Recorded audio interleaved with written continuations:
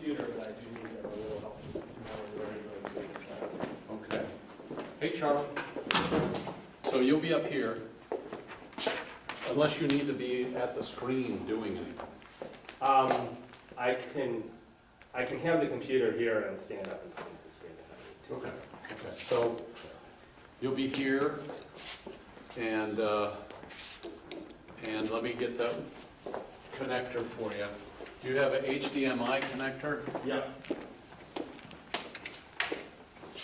So do you think you're going to be standing and going to the screen, or? I probably will. Charlie, this is Brian. Brian, Charlie. Well, Good to meet you. Charlie is our... Yes, I probably will at some point okay. end up standing and pointing. So this is what you should do.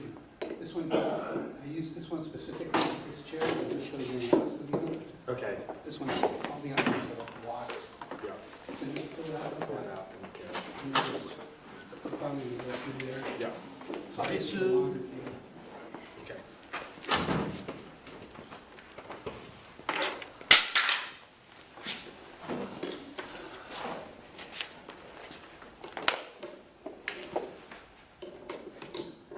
This doesn't act up again this week. I'm running out of magic technology things. You need a plug-in for that too? It's safer if I have one. Let me see if I can find sugar.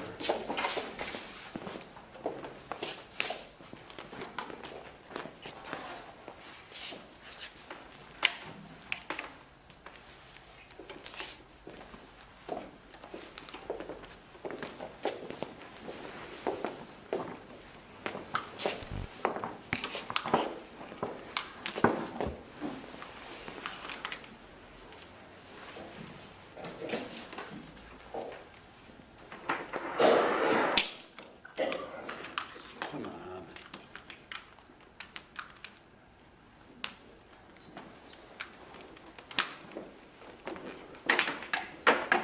Yeah, let's see where that can go.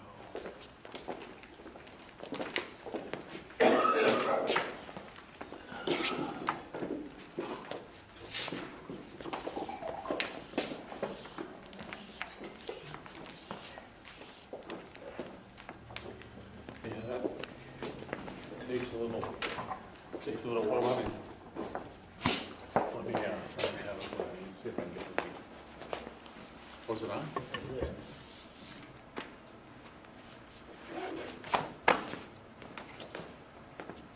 Here we go. Yeah. Good stuff. That's good. Perfect.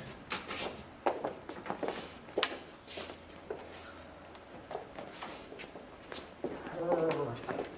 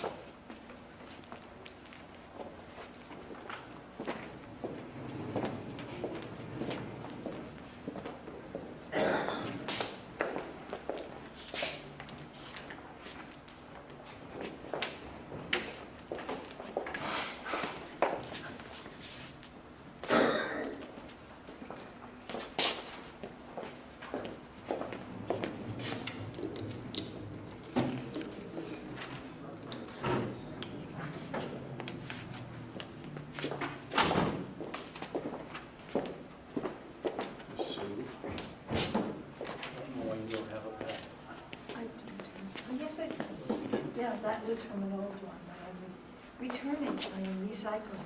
Oh, well, good for you.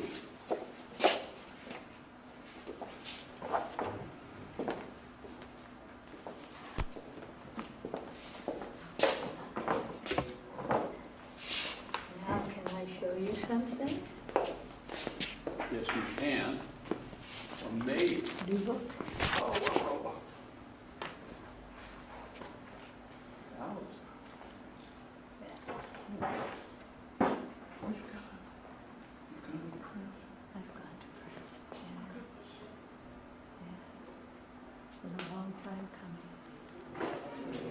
is great. Very proud of me.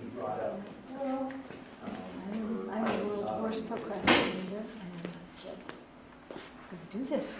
Damn it. Is this for me? You may have that if you would like it. I would like it. Yes, Can I share it? And I will share it with the rest of the you may do that. And my music teacher is done. Actually, I've heard it with music for the Christmas poem that's in there, one called Carol. It won't be brand new, Music for it has some additional information. like And we can put it on the table and figure out how to do it. winter recital this December. You're welcome. That's fantastic. Yeah, I I'm will look very forward to pleased. this is for you. Oh, I look forward to looking at that. Yeah, Hey, Hi there. Sue has a book of poetry. I'm doing, yeah. Oh, cool. Oh my God, it is Ascot morning. No, Alva Scott. Alva Scott. What does Alva Scott Well, you mean? get to the inside there and you will discover. I figured people would need to know that, so I did answer.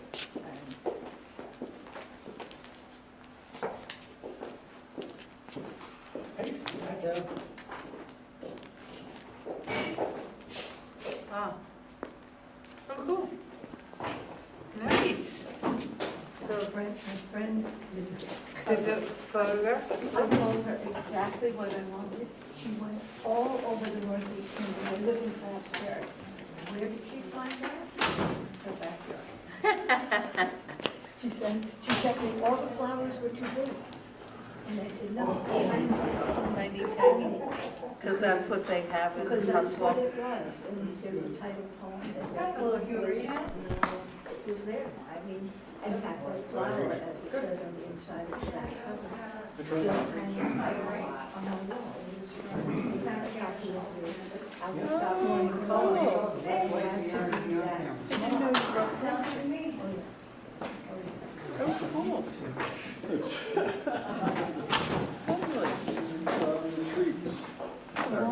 I mean, This would be good too. That's very nice. I reached them 80 years old, damn it. Do it. Okay. I can pull it up from email. Hello. I've been torn.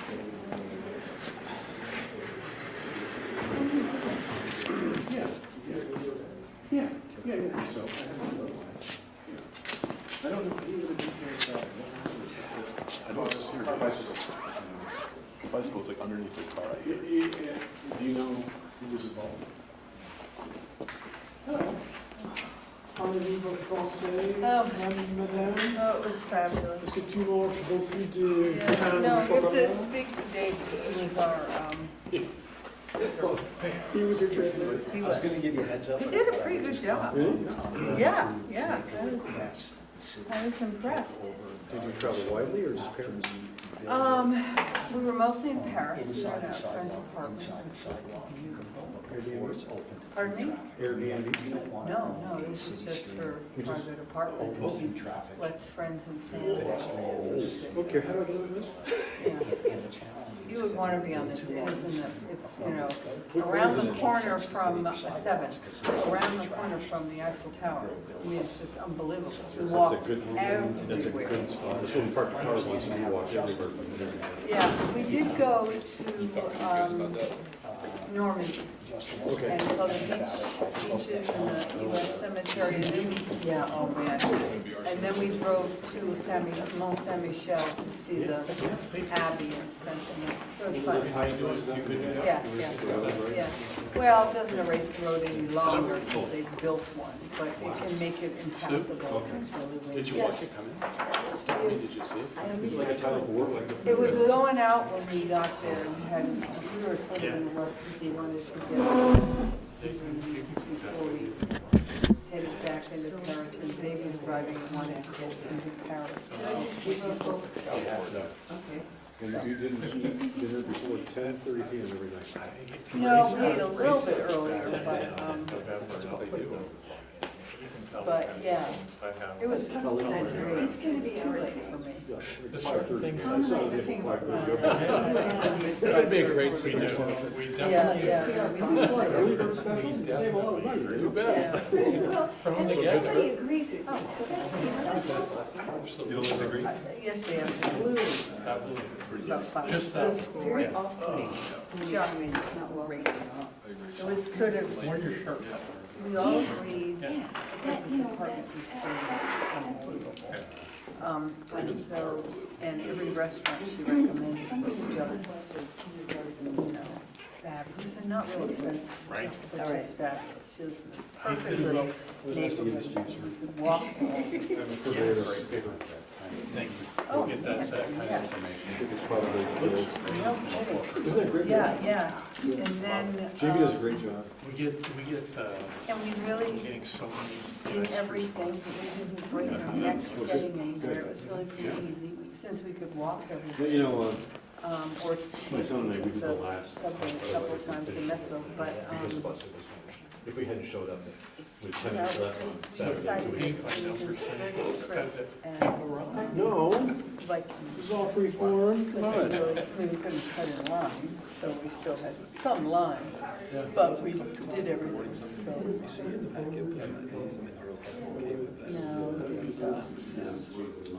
No, he couldn't. But, you know, I was talking to my daughter, who's a friend, Melina is trying to get, you know, a couple of her friends to go in a couple of weeks. She wants the apartment used. And if it's available, she wants her friends and family. And it was like,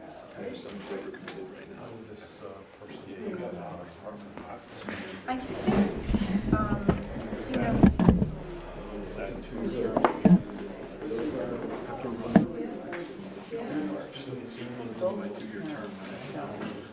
How many terms do you and hold it? her mother loved her. It's either one or two. That's the thing, she was born and spent some time, and she's fluent in French. It wears you down. So this was, her husband loaded, but she took this money, and the money that she made from her parents and bought this apartment. Furnished. So, Although I do appreciate the support. not over the top, but it's just. Yeah, so I think so I gave it to Kevin. Yes, it's in the seventh, the lot. Yeah. So it's right around the corner. At the beginning of my answer, a lot of it. Yeah.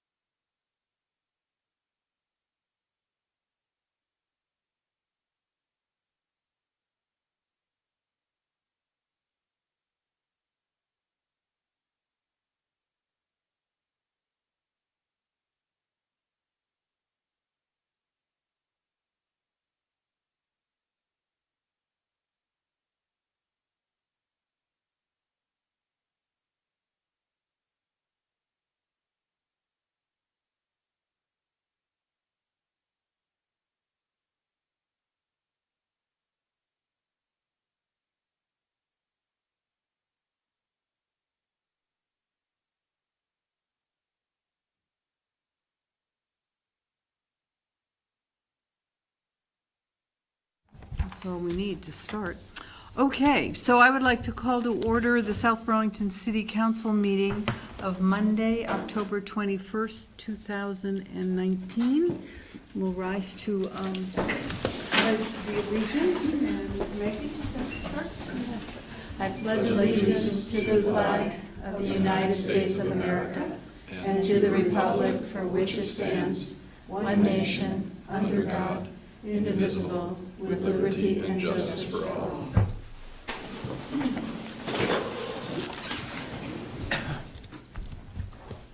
And at the beginning of the meeting, I would just like to take a moment to sort of recognize the life and contributions that Larry Michaels made to this community.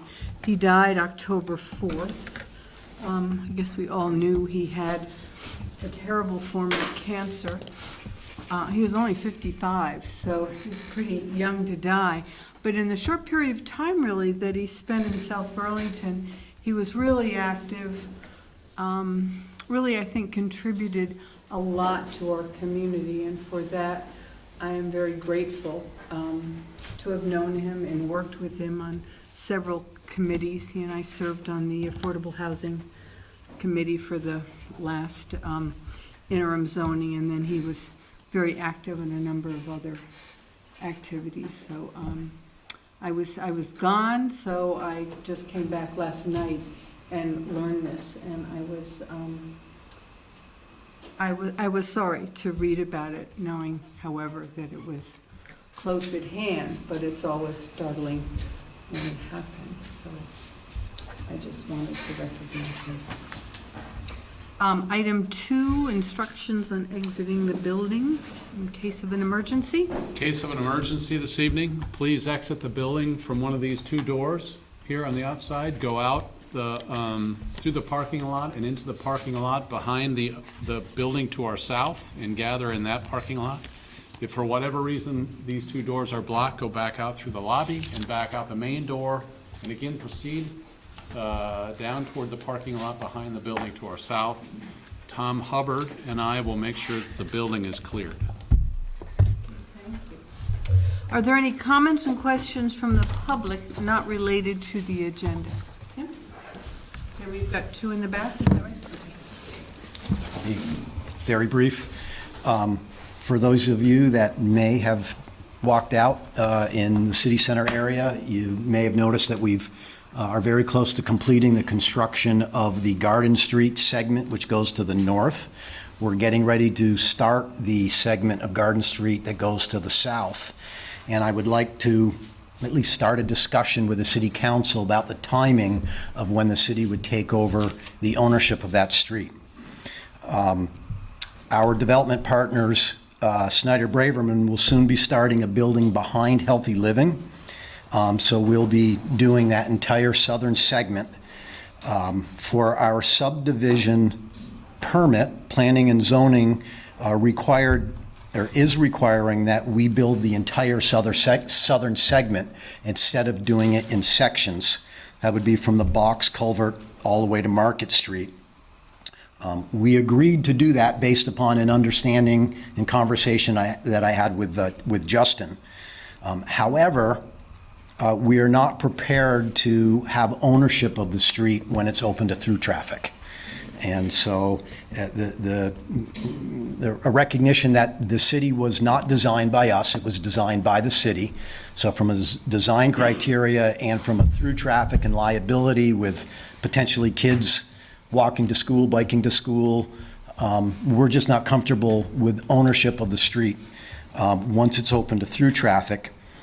So what we are asking for, what we have an understanding with Justin about, is the city taking over ownership when the roadway is done, the trees are in, the lighting is in place, but before the sidewalk and cycle track gets put in place. The reason for that is because of Build 2 lines, you want your buildings right up to the sidewalks, and those will be totally destroyed through the construction of a building. So what we're asking for, what our understanding with Justin was, is, like I said, we would do the roadway, the lights, the trees, all of the appropriate infrastructure in front of the first building, which would be the sidewalk and the cycle track. And we would pave a 6-foot path, the remainder of the street, so that it would be easily usable for pedestrians and bikers to go from the culvert all the way to Market Street. What we're asking the city to do is to take over the ownership of the street immediately when it's open to through traffic, install the sidewalks and the remainder of the cycle track after the buildings are built.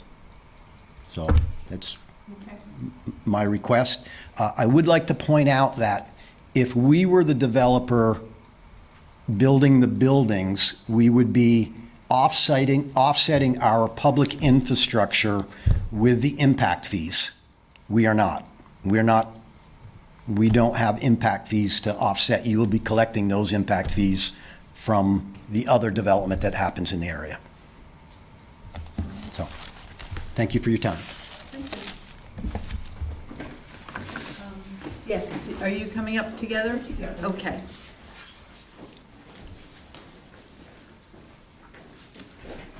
Good evening. My name's Laurie Smith, my partner Laura Waters, and we live in Queen City Park. And here just to bring to your attention, once again, the development at Burton, where they are hoping to bring Higher Ground, the largest rock venue in the state of Vermont, to a industrial park which is surrounded by residential neighborhoods. It's been very clear to us that the city of Burlington has no real interest in protecting the citizens of Burlington that live in the surrounding neighborhoods. And it is our hope, well, I'd like to start by really appreciating Helen and Megan and Tom for coming to the meetings you've been to and for being so involved, and also to the entire group of you for the letter that you sent to Burlington around the zoning change. But soon the rubber is going to start to hit the road because Burton is preparing to submit their application for DRB approval. They've already completed their traffic study, and they've worked on their sound study, and the vast majority of residents in Queen City Park are very concerned about this. One might say it's a NIMBY issue. I see it more as an appropriate fit issue to put the largest rock venue in the middle of residential neighborhoods that have been there for decades and that will be there for decades long after Burton is gone probably. Doesn't make sense. It flies in the face of the Burlington BTV South plan, which was just approved in March this year. And I understand it's a great fit for Burton and a great fit for Higher Ground, but it's not a great fit for the communities. And we're here to implore that you guys have our backs on this, that the city of South Burlington is ready to go to bat for 85 plus residences that are in that neighborhood that are vulnerable. So we look at all the issues that potentially can come up from the Burton Higher Ground development: traffic, noise, safety, nuisance, encroachment, things like that. And of all the neighborhoods that surround this development, we have the potential of being hit with all of them. And then that, of course, also impacts Red Rocks Park. So I guess I would really like to implore you to continue to really aggressively be involved with this, because the city is ready to jam this through. There is so much momentum behind this. We've been to 2 meetings recently. You were at one of the meetings, and we just were at a meeting the other night.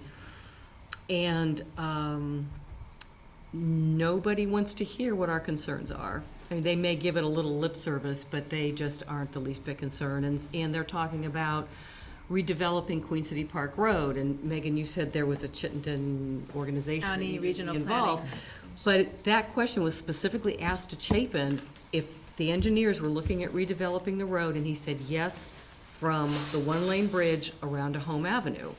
Well, South Burlington owns part of that road, so isn't it incumbent upon Burlington to involve South Burlington in this redevelopment.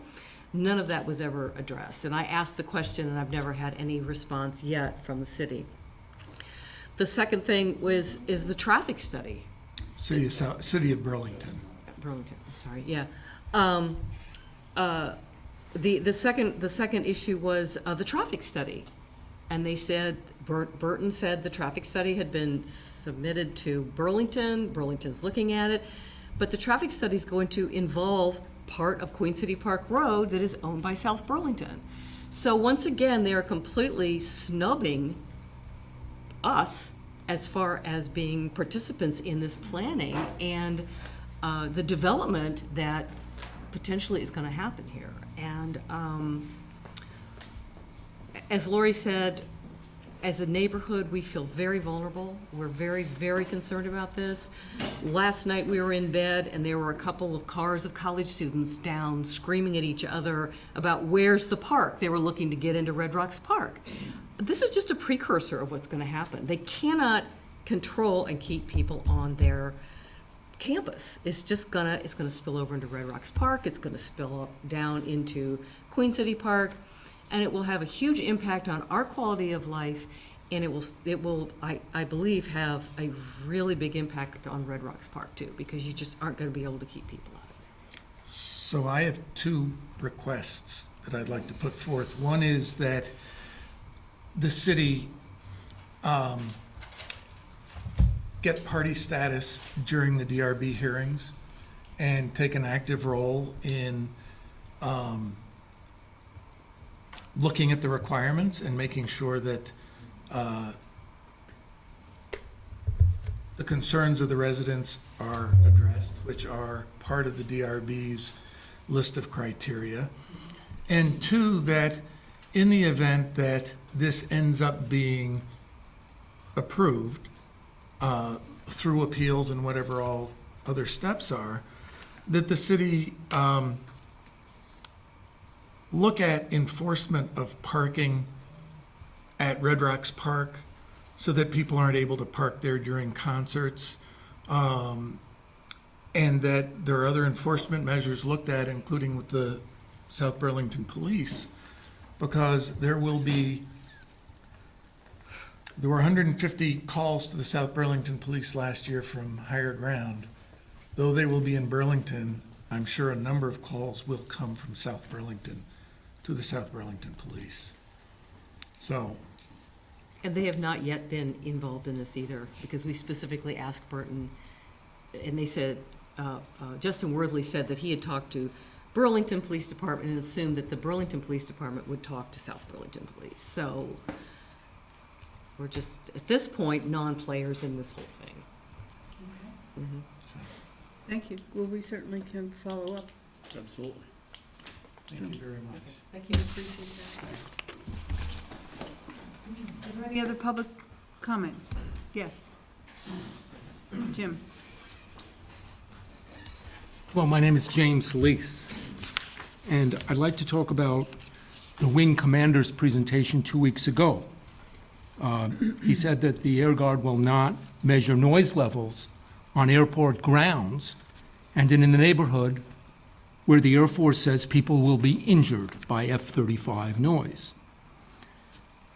Notwithstanding military law that requires military forces to take feasible precautions to protect civilians, the Air Guard also refused to provide sound insulation for homes before endangering residents with F-35 takeoffs. The wing commander omitted mention of a fact admitted by the Air Force that 2,963 homes in an oval-shaped area, 1 mile wide and 5 miles long, will be unsuitable for residential use. That's pretty high-density population. The wing commander provided no facts in his presentation. No measurements of noise, no crash rates, no mention of injury to children he is inflicting with inappropriate F-35 basing in a city. No idea of the consequences of an F-35 crash in a city location. He omitted mention of 1,443 homes in the Air Force designated accident protection zones, where the Air Force specifically says that's the most likely place for accidents, at the two ends of the runway, 3 miles from the end of the runway extending. He omitted mention of the fact that the Air Force and the F-35 basing would have disproportionate impact on low-income and minority populations. He did not mention that 3,400 passengers a day are on airport grounds and will be in the most dangerous part of the noise and crash danger zones. He had no mitigation or feasible precautions for any of them. He omitted mention of how loud an exposure passengers walking to the terminal or walking from the terminal to their car or to the airplane will be hit with.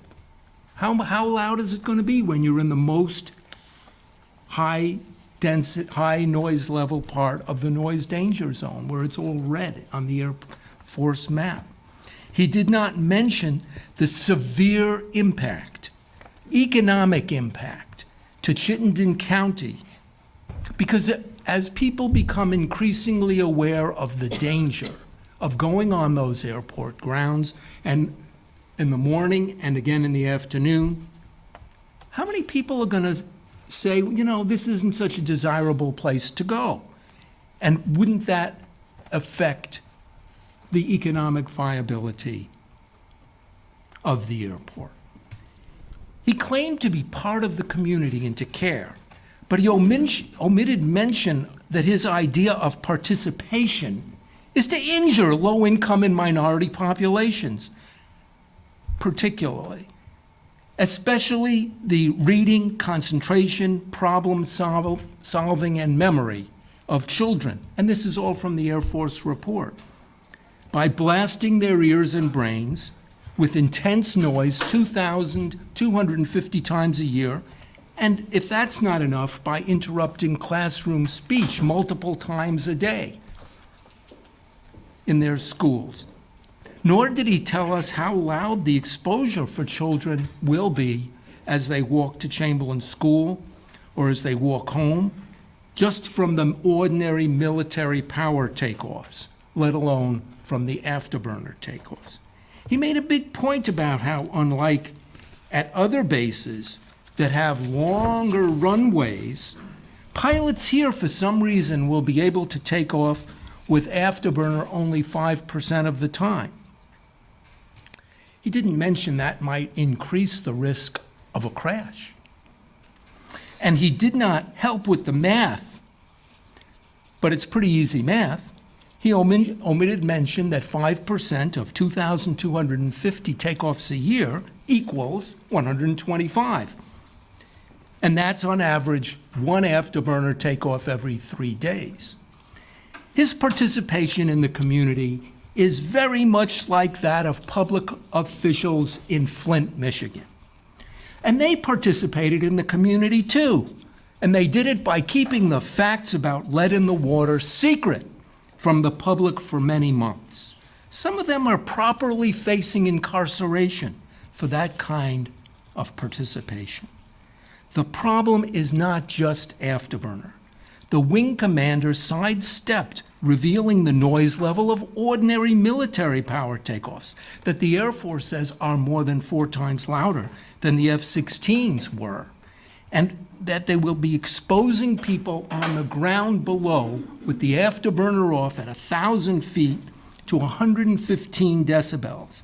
He didn't mention what the Air Force admitted in the environmental impact study. 115 decibels is loud enough to cause permanent hearing damage after repeated exposures. They didn't say how many, but remember, he didn't mention that this plane will be taking off 2,250 times a year. And you can get quite a few repeated exposures with that many takeoffs. He omitted mention of the 2,963 affordable homes that are going to be undesirable as a result of his so-called participation in the community. He omitted mention of the violation of the Vermont Constitution that requires government officials at all times and in a legal way to be accountable to the people. Who is he accountable to? People who voted for cancellation are not being listened to. They voted for cancellation in Burlington and at 3 city councils.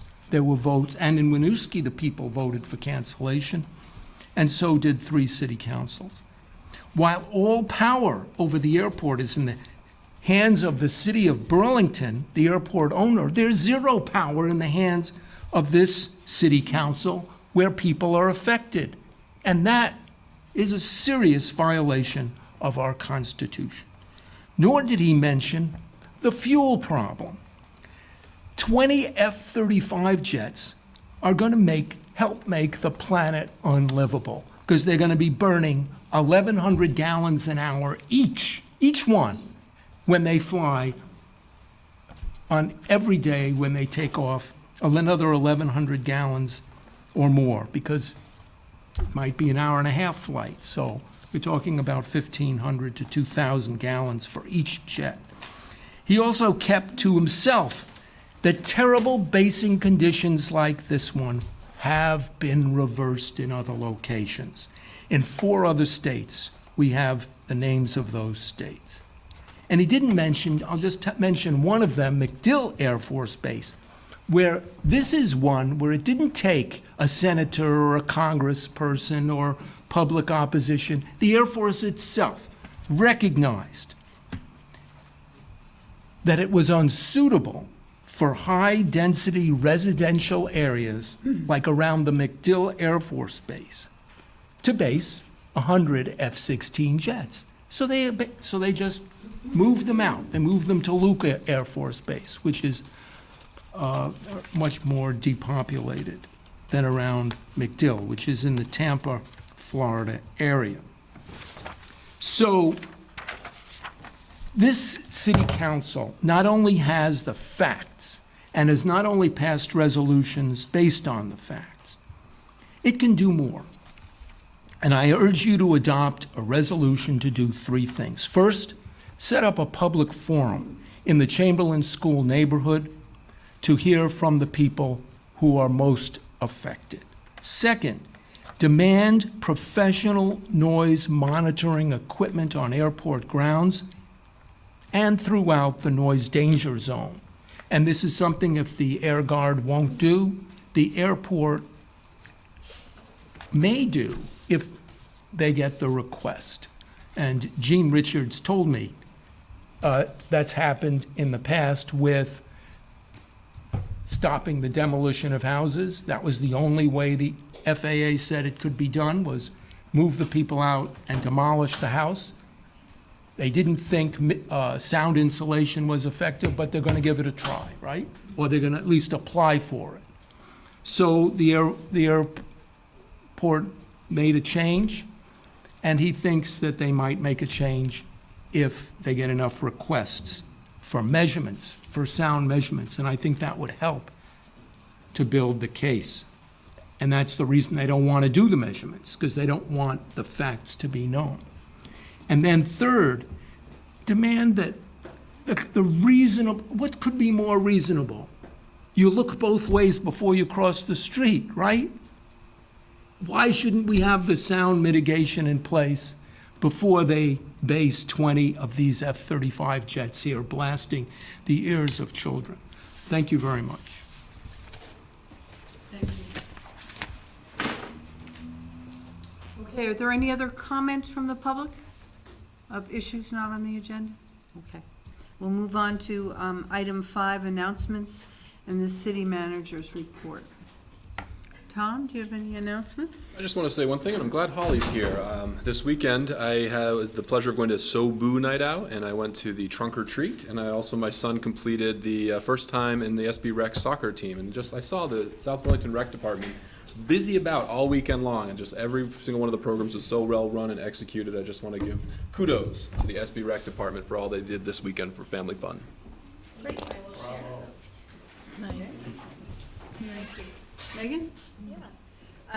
We had our first forum on domestic violence on October 10th, and I just wanted to report back briefly. I have submitted a counselor corner for this week's other paper, but I was sitting at the table with the Lumumba family, and I found it to be an experience that really confirmed for me the importance of people throughout the state, and in fact throughout the nation, but we'll focus on South Burlington, to work together in order to develop community and to really look at our systems. There was a clear system failure with regard to the Lumumba family's loss, and that came through very loudly and clearly as they told me their story.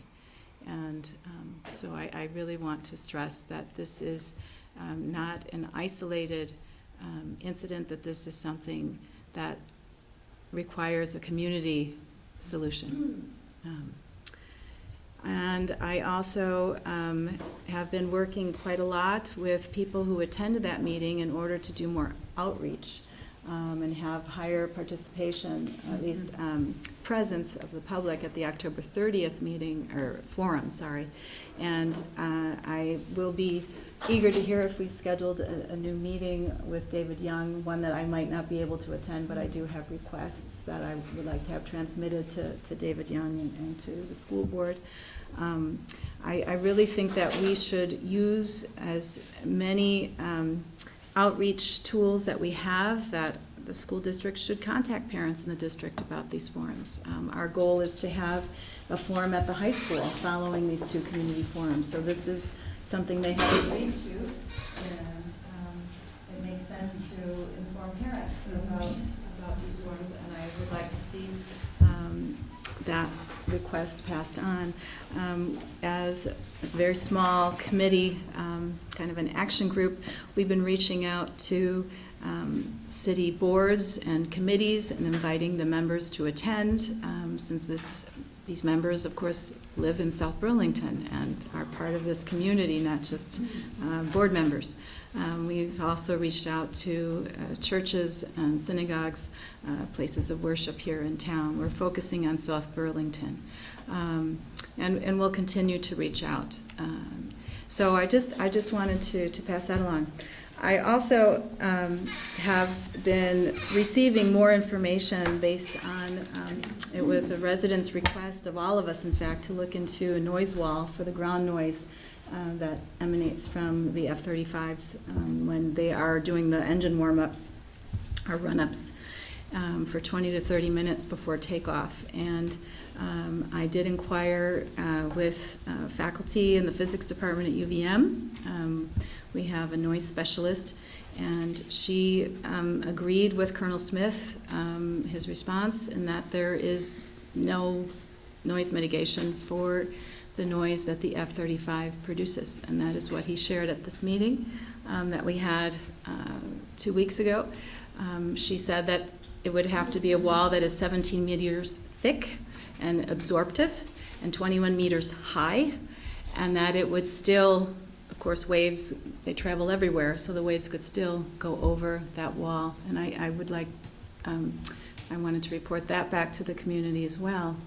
I also think it was important, it was the first time that an official, I thought, honestly responded to the question, are our emergency first responders prepared? Do they have the equipment necessary to deal with, treat toxic fumes safely? And his answer was no.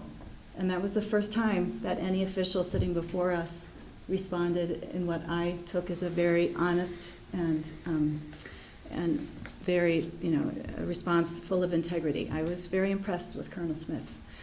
So I followed up with Helen, I would like us to have Chief Francis back in and to discuss the safety preparedness of our first responders.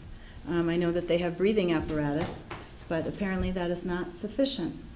And of course our police do not have breathing apparatus, and they would be the ones who would be cordoning off any area. I've also received many entreaties from people in my neighborhood, communicated through one man in particular, but who is speaking for many, asking to know the plan. If there is a crash, where do people go? Our people want to know that. So I very much appreciate Mr. Leese's request that we hold a public forum in the Chamberlain neighborhood and get those questions answered. And I think that's all for now. Okay, thank you. Tim? So on October 10th, I attended the Financial Industry Regulation Authority's discussion at the Delta Marriott. So Mike CPAC, I think his name, came. He's the head of the Vermont Department of Insurance and Finance Regulation. And we also had the gentleman who's in charge of FINRA, and we had the lady who is, I think, one of the leads in their educational foundation. And FINRA stands FINRA is for? the Finance Industries Regulation Authority. It's Oh, a okay. public-private partnership that seeks to regulate the finance industry. And so it was a free dinner. Thank you very much, Delta Marriott. That's not the reason I went. Yep. But it was a very frank discussion about changes in regulations governing brokers, certified financial planners, and another group of people that work in the finance industry, and how they have to be a fiduciary, and there's this term called suitability. So they both talked about the industry and common mistakes that people make, and there was a Q&A afterwards. So the one takeaway that I really took to heart was that the state is trying to deal with some financial fraud that goes on. Our older population is vulnerable to being, cold called by people and scared into sending money or buying securities that really they shouldn't be buying. And they did a study about people who had been victims of fraud, and the one thing that stood out between these two populations was that the people who didn't have somebody to bounce an idea off of were the ones that were more likely to become victims. So if there's any simple nugget of advice that came out of it, is that if you know somebody that might be a potential fraud victim, or they're being called, or they're being groomed by somebody who has a financial product, ask them about it and ask them to use you as a sounding board to see if that product actually makes sense. So when that person has the ability to talk to a second person and say, I got a cold call from this person who wants me to buy this insurance product, which gives me, it buys back my mortgage and blah, blah, blah, and earns an interest rate, then you can find out whether or not the idea actually has, is any good or not. So that was a really useful piece of advice, I think, for a lot of people. So. Was there anyone from nursing homes there? I don't know. I would think that would be a they didn't identify ideal place themselves. to be linking up, someone who you could respond or ask questions to about, since I assume they might be a easy target. Yeah. It was a good discussion, and we were lucky to have two really important people there. In fact, is there a comment? No, up there, technology. Oh, okay. Silent technology. So I attended that, and I also, my son and I helped finish the painting on the side of the food shelf. My wife did too, but I mean, we showed up like for the last 10 minutes and did the highest parts because Right, 'cause tall you're people the on ladders tallest, yeah. are taller than the people, so yeah. It looks great. I drove by today and, turned safely to look at it. Looks great. The artist, Jamie, I don't know her last name offhand, did a really great job, and she's done a few of the other boxes around town, if you notice the similarity in some of the styles. I continue to be most appreciative of your wife's leadership on this, because as I walk around the town or drive places that I don't drive every day, I keep seeing new ones, so, Yeah. And if you haven't noticed, Bank Street in Burlington now has some mural art as well. So all of the billboards that were featuring all the beautiful things that City Place are going to be in Burlington were painted over, and then artists painted their own panels, and then they went and attached them the weekend before last. Only on Bank Street. Cherry hasn't been done yet. It's a real improvement over the previous posters that were announcing all the great things that city place would bring to Burlington other than an open hole. It was timely at the time, but since they've been slowed down, this other art is probably a great interim. Dave? Nothing in particular. Okay, you have some things to share with the, Yes, I do. Well, we don't have to do that with the whole meeting going on. Please do. We do? do, everyone, you're reading the whole meeting, the rest of us can. Well, I You gotta- slide it out, I opened it. Pop out the bottom. Well, it's just a little bit of French sweetness from the, David, let me open it, you're gonna ruin it. well, it's a different one than the big one, so I can't do it. How was the visit of the Normandy Cemetery?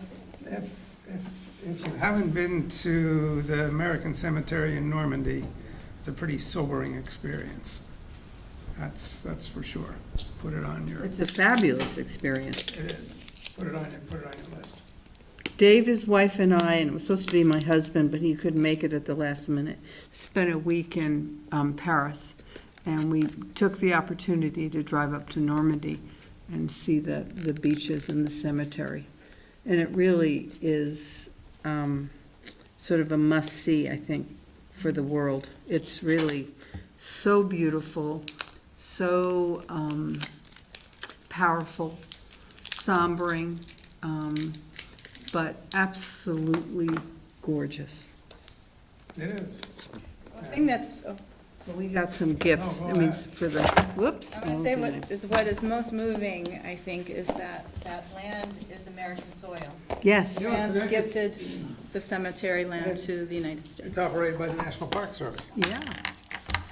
Yeah, the French government gave 172 acres to the United States to maintain it. And literally walking along into the cemetery, all you hear is the wind blowing the trees and birds. I mean, it is so peaceful and beautiful and respectful. And but there were no kids running and shouting or fighting. People were very quiet. They recognized it as a final burying place for 9,000 people. I have to choose. So it was really cool. And then we love Paris too. So. And then, so I've been away. I went to the domestic violence meeting. Megan did a fabulous job kind of emceeing that and organizing the presentations. And I think, my only disappointment is we didn't have more people. We're really hoping that more will come on the 30th. But it's not the end. I mean, it clearly isn't just, we're gonna do 2 meetings and everyone's gonna find out what to do, or all the resources will be in place. It's the beginning of a conversation, and it's really a very broad one. Really thinking about, how all of us see things that happen or interact with children or individuals who may be subject to this. And I think we all need some training to kind of ask the right kind of questions or make the right kind of comments so that people in this situation know that there's people around who care and may be able to find some resources or be directed towards something that will really help them. I mean, some of the statistics are really sobering. Talk about something that's sobering. Children who are exposed to domestic violence tend to be domestic violators when they grow up. And if we don't catch that early enough and do anything to help them, it's a perpetual problem across, all economic and social norms. So that was, I think, a really important thing, and I'm pleased that the city council has recognize that that's an important issue for this community. And we need to do something, certainly in collaboration with other communities as well. Anyway. And we should mention the Annette Fund. Oh, that's right, and we, Kevin announced that night that what is it, Steps to End Domestic Violence has agreed to be the 501(c) to manage a fund that we announced was beginning, and y'all can contribute to that fund in Annette's honor so that there'll be money there to provide some of the services or supports and resources that we identify or know that are needed as we go forward. And individuals who are needing to have a little financial assistance in order to extract themselves Right. from situations, they can. Right, it'll be used for all sorts of issues, so. Okay. City managers report. I've got a lot of scheduling stuff. I'll go through quickly. I'm going to write a memo to the council on this, so you don't have to write all this down, but just following up on Megan and Helen's statements. The Domestic Violence Forum, the next one is October 30th at 5:30 at the Tuttle Middle School cafeteria, and we will have a meal again that evening. I think that worked well. It was a great We'll get meal something last else time. done. Yeah. Thinking about people who like to eat. The steering committee, which is the joint meeting of the city council and the school board, will meet on October 28th, which is Monday, from 7 to 9 at the high school. That will be the tour of the facility for the council and a discussion of the issues that the school board has identified with the facilities. What time, 7? That's from 7 to 9. 7 to 9. And it will be in the high school, start in the library. Oh, the high school library, right. Yeah, the high school Okay, library. Not at the total account. The next steering committee meeting comes up very quickly then. That's on November 5th at 7 PM at the Tuttle Library. And that is where we have invited or are inviting the legislative delegation to come in for this year's legislative update. What date was that? That's on the 5th at Okay. 7 PM. Thank you. November 13th at 11 a.m. will be the ribbon cutting for Market Street. The street will actually open on the 15th. It may be open as early as the 13th, but it will be open on the 15th. We'll do the ribbon cutting and immediately then go to the groundbreaking for 180 Market Street Community Center, just 50 feet away.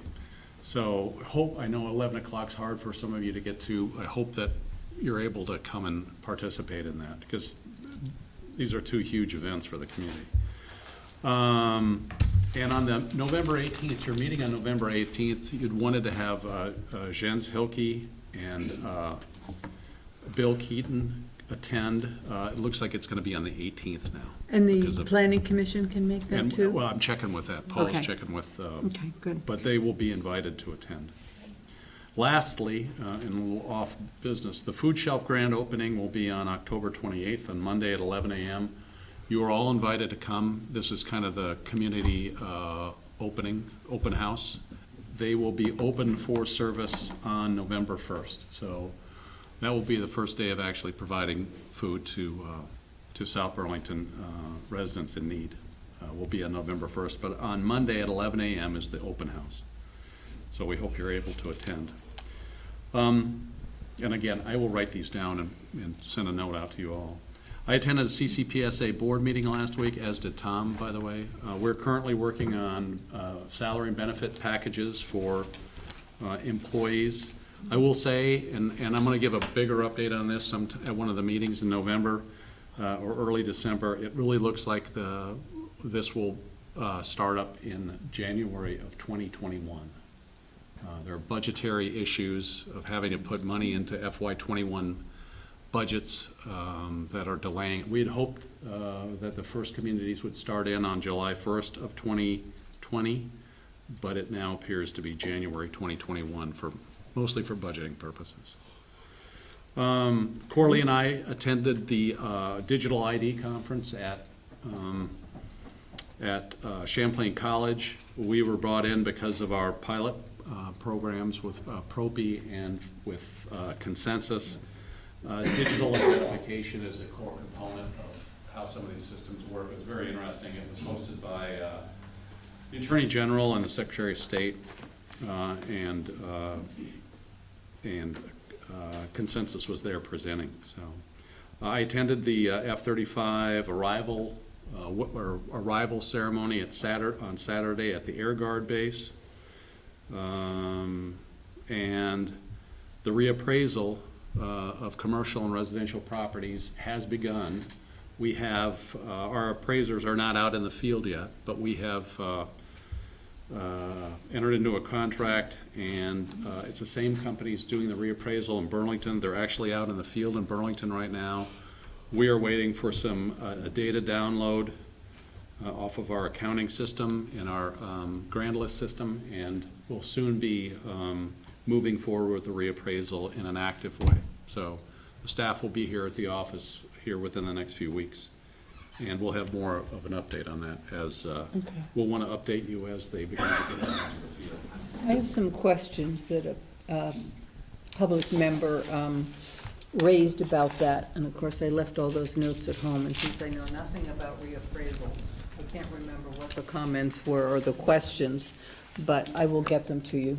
Just to, he was concerned about the methodology and that certain questions would not be asked that he thought were important. We will, in all likelihood, get the consultant or the head of the company in for a meeting with the council before this really gets spun up and is out in the field to answer questions like that. Okay, well, I'll make sure I get those. I apologize, Yep. it's in another notebook. That's it. Great, okay. Item 6 is the consent agenda. This is, I would entertain a motion for approval of the 4 items, considering and signing the disbursements, the notice of an application for a certificate of public good to install a new utility pole on a property located at 255 Quarry Hill Road, which would also include an antenna and associated equipment, to be filed with the Public Utility Commission. Designation of an attorney for tax sale collection, and authorizing the city manager to sign documents related to a financing agreement between the City of South Burlington and the Dorset Park Skating Association, Inc., to enable financing for a proposed entrance facility to the Cairns Arena. I will make that motion. I'll second it. Is there any discussion? Yes. Yes. So the question is the antenna for 255 Quarry Hill Road going to be 4G or 5G or both? 4G or LTE. I mean, I understand it says that, but the type of connection you're talking about is very similar. It's an AT&T singular, right? So it's the same application type that they did want to do on Dorset Street by renting our power poles, right? And that was for 5G demo. So I don't know if I believe that it's actually, I'm not saying I'm against 5G, Yes, we heard some, you know, I mean, there are people that have some interest in 5G. Also, the placement of the pole is extraordinarily close to a residential building where there wasn't one before. Do they not have any property else on the Quarry Hill that they could place that pole so it was not, because whoever lives on the 4th floor is going to be right underneath that can. And I don't know what the energy density is at that point, but I would prefer that they have it further away if possible. How close have you? The pole placement is right at the corner of the building, isn't it? It's across from the parking lot and across the road from another building.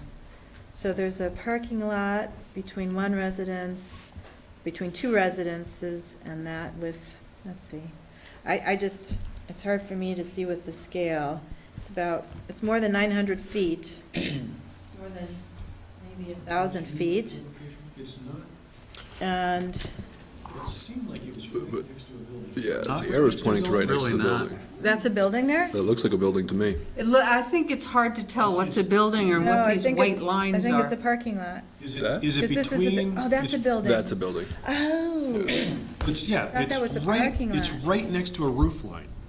Yeah, this It's 24 Yeah, feet away from the oh. edge of a building. Oh, okay. That is a concern of mine then. I might retract my motion on that one point.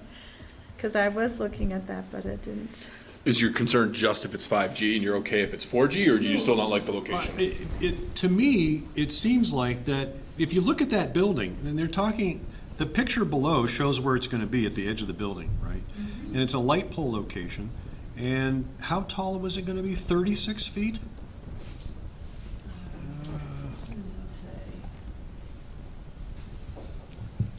30. Amanda, are you familiar with 36 this? feet in height, yes. No. The Seems canister 34 and a antenna half. is 37 36 feet. 4 inches. feet 6 inches. 34 It feet. says 34 foot 6 inches above level, yeah. Right, so, Top of it's 37. yeah, and if you look at the building is actually 1, 2, 3, 4.5 stories, 8 feet per story, 30, so the can is probably gonna be just right at the corner of somebody's apartment. Sure. And I have a problem with that. That's a really poor location for any type of a EMF emitting device. I would agree. Okay, I don't So, disagree, okay. but maybe some clarity on. Maybe we don't even have any power to deal with it. What we're voting on and what the opportunities are to express those concerns. So Can be answered by Amanda. I'm Amanda Lafferty, the Deputy City Attorney. On page 2 of the letter from from DRM, under Roman numeral 2, there's a project description, which includes, so that the new pole will be above ground, 34 feet 6 inches, with a light fixture of 17 feet. That's the level it'll be at, 17 feet above ground level, but it's, within that 34 feet 6 inches. The canister antenna to be mounted, then it's 36 inches in height. It'll be on top of the new pole. And there's one of the drawings, the sheet A1 includes somewhat of a demonstration of the different heights. As for the location, I don't know the exact distance. It's pretty close, because if you Looks look like at 24 feet. the A1, that's a clearer picture. Right, You can this- really this is- tell it's a building. There's rooftop, pretty close to the left of Quarry Hill Road. And then there's a parking lot lower in the picture. It says 24 feet, though, from the pole to the corner of that building. Right there, Doesn't it? and that's the corner of that building, and that's right there. This is a building right here, not a parking Yes, lot. right, this part's a parking lot, yes.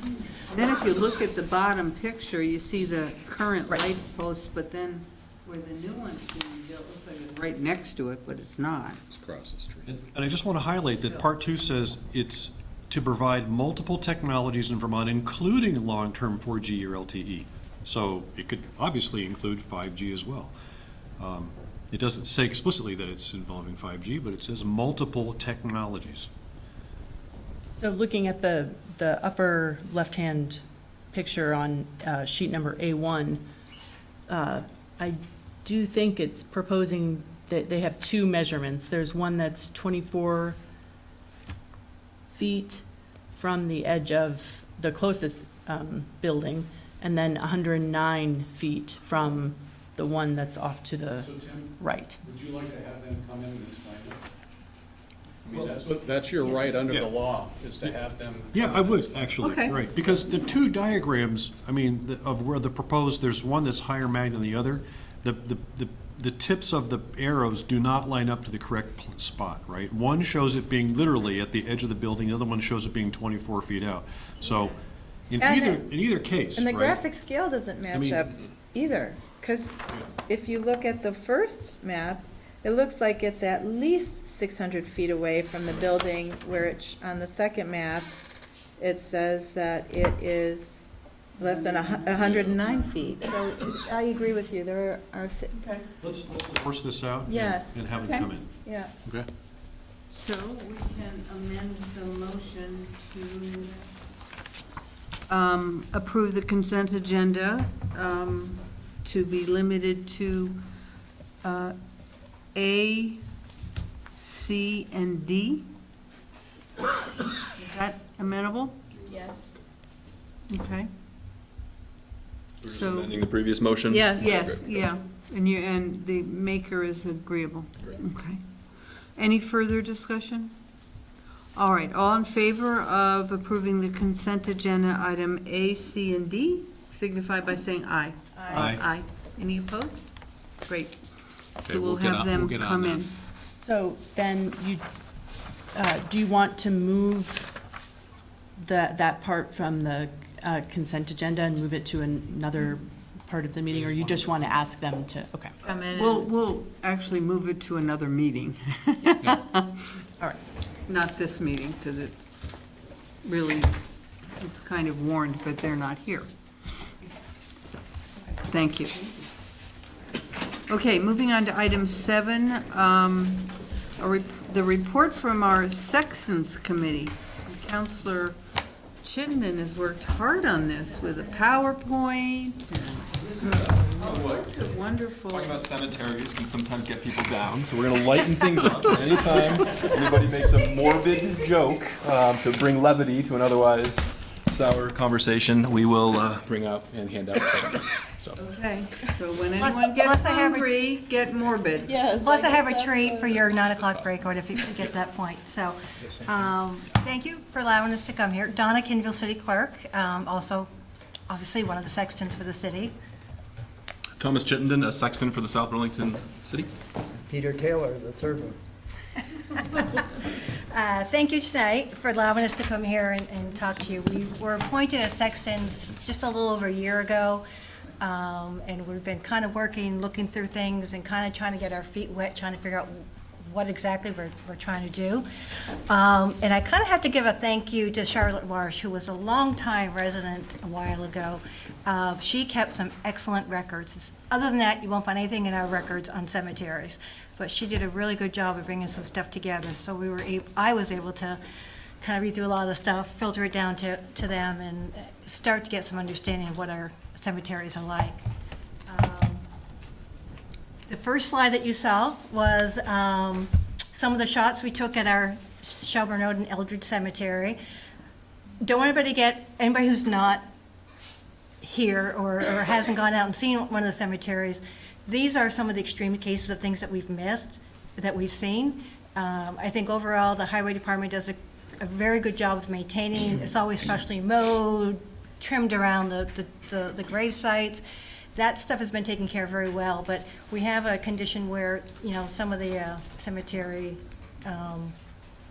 definitely is in need of some work. Yeah, that's it, next to the airport. So they're breathing. Yeah, so, do a quick little agenda.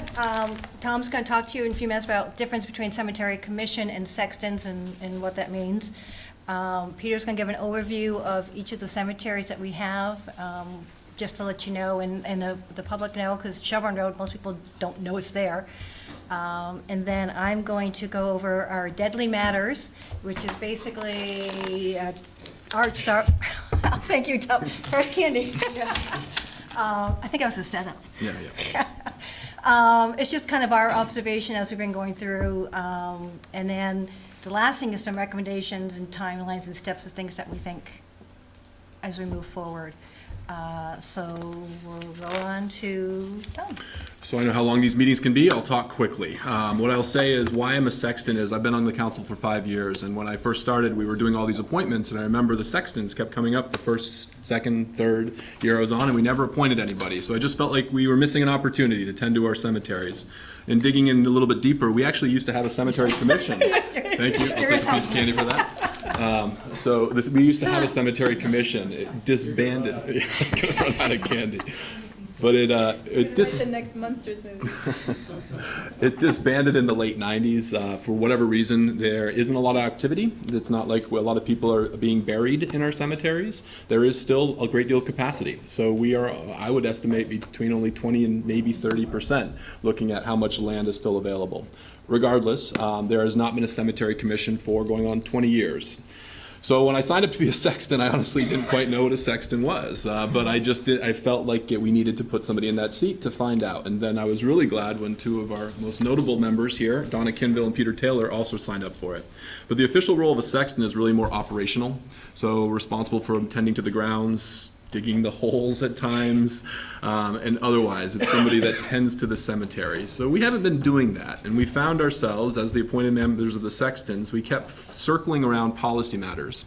And where we came down on that point, since we're not a cemetery commission, we're here tonight as sextons that have walked the lots. We've walked them with city employees, with a CSI engineer, and we've sized up all of the different opportunities to improve it. And what we're here tonight to present to you all and myself, we are the Cemetery Commission. So absent an official Cemetery Commission appointed by this council, according to what Chris Waters, I think that's his name. Winters, thank you. Chris Winters in the Secretary of State's office, the City Council serves as the Cemetery Commission in the same way we serve as the Liquor Control Board. So we are the Cemetery Commission, and I am also a sexton here reporting to you all on the condition of our 2 town cemeteries. Move that we enter You have into. a good sense of humor. That sextons in the past have had a good sense of humor because the Cemetery Commission is called Digging Deep, the article published by the Secretary of State. It's a great read. Another. So we do have some responsibilities as a cemetery commissioner, and these are some other statutes, but we didn't really get into the legal aspects. Every time we started digging into the statutes, we said, that's an important piece, but we're more focused on doing what's right by our resting souls in these cemeteries, and this is another municipal property. So we're here today to just talk about ways that we can maintain and honor these spaces and possibly improve them for a variety in a few different ways.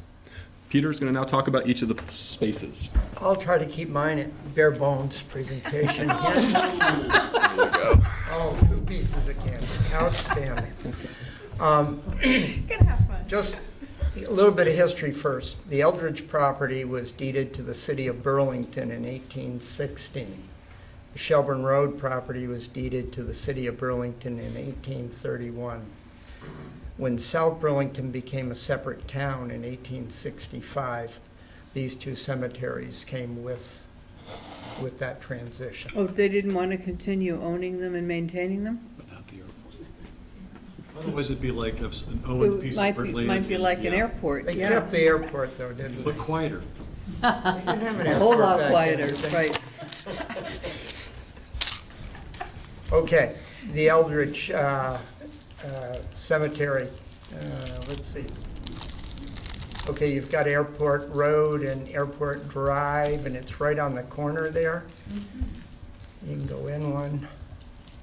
And as you can see, that's a picture of the cemetery land. Airplanes right up in there. Next slide. Okay, there we go.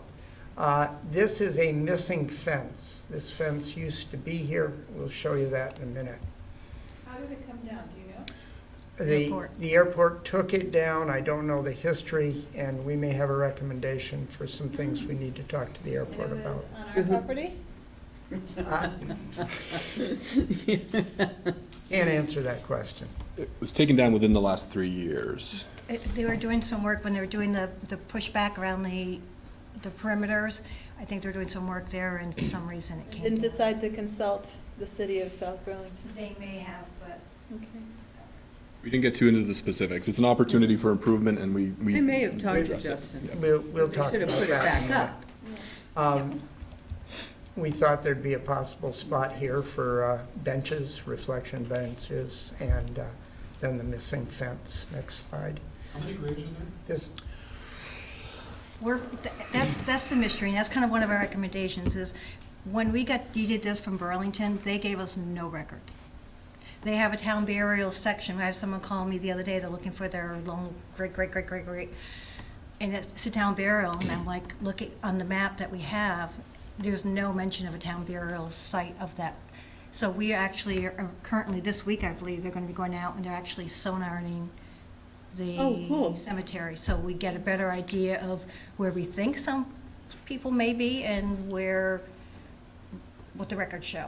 So we're trying to. We're gonna answer all your Yeah. questions, and we only Yeah. got 20 minutes, so we're gonna go quick here. This is what the fence looked like from Google Maps, You and can this is, see that fence right in there. And we had an auto accident, I believe, or a truck accident, and that corner was taken out. Justin says that will be repaired. There's also a stone in this corner where the shrubs are. The stone's kind of tucked away behind it. It marks resting place of 24 War of 1812 soldiers who died of smallpox. Maybe it was something else. Bob Walsh and Maida Townsend have talked with people at the state. We're getting more information on that. We'll have better details on that, but supposedly there's 24 soldiers in this cemetery. Whether it's that spot or not, or someplace else, we're not sure at this time. Then we go over to Shelburne Road, which is right there. Let's see, the Olive Garden is right here, and the Nissan car dealership is down here. And you can see there's a curb cut. You can drive into this area. There's a hedgerow down in here that blocks it off from Shelburne Road, so you don't see the cemetery area, but it is all cemetery property. There's a fence around, and then possible reflection spot in there. We'll talk about that. This is a swale area that's all overgrown. We think that with some work, this can be cleaned up and be a rather attractive cemetery with some work done around. There is no parking at either for, Pardon? no parking at either. Well, you can pull in here, and when it's not spring, because Or it's winter. rather wet in there, you can park right in here, and on the other cemetery, I don't know, can we go back to it? Yeah, right here. This is the entrance right here. So you can pull in and park in this area if somebody wanted to pull in off the street. And there's no parking on Airport Drive, is there? No. But that Okay. whole last row, we know there's definitely nothing up in that very top row with that possible reflection benches, the top bench. There's nothing in that whole section. So this is all open right now. No people, you mean, I mean, very, okay. Yeah, so something could be done. Yeah. and when we were visiting it once, there were people eating lunch in a lovely day, just watching the planes take off in that corner right there. So, good spot for a possible bench. Okay, let's see, where are we now? Going Right back. here. And so this is the fencing. I talked about the swale area and cleaning this all up. We could open this all up into the cemetery area. So to get in, these two pictures on the bottom are actually pictures of the fence at the Shelburne Road. It's just to show you the overgrowth that has allowed to happen over the years. And because we can't get next to it, into it, we really are not sure of the condition of the fences at all. And if you go around the state, you'll see cemeteries without fences. However, it is mandated by state statute that all cemeteries are fenced in. Is that right? I think it was back in the olden days to stop the herds and stuff from wandering in and destroying the grave sites and stuff. But it still is a state law. We can get fined $400. For trespassing? No, 400 for not having a fence, at 400, but then that 400 would get applied to the actual construction of the fence. So they're gonna fine you, but then they'll make you pay it back to actually put up the fence, which obviously is more than the $400 that they're looking at. We cited the statute in your packet, so you'll Yep. see it in the first page in item 3. It's rarely enforced, but it is on the books. Yep.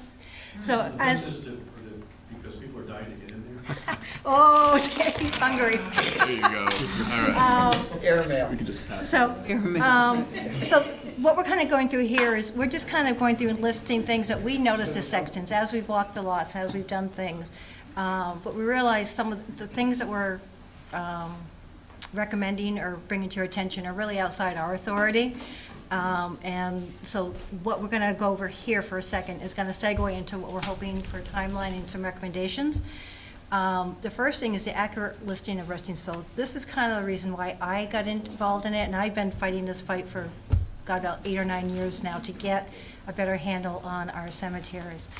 And it cuts me to the core when someone calls and says, I need to find out where my Aunt Beth is buried, and you feel so silly for not being able to tell them. And What are the dates on the stones? Excuse me? Because you cited the War of 1812. Yep. So when would that aunt have been buried? It's going to take a lot of digging to figure that. That wasn't meant to be. A lot of. I don't know. There was this, I actually saw an article where they did the dedication, and I cannot remember the date.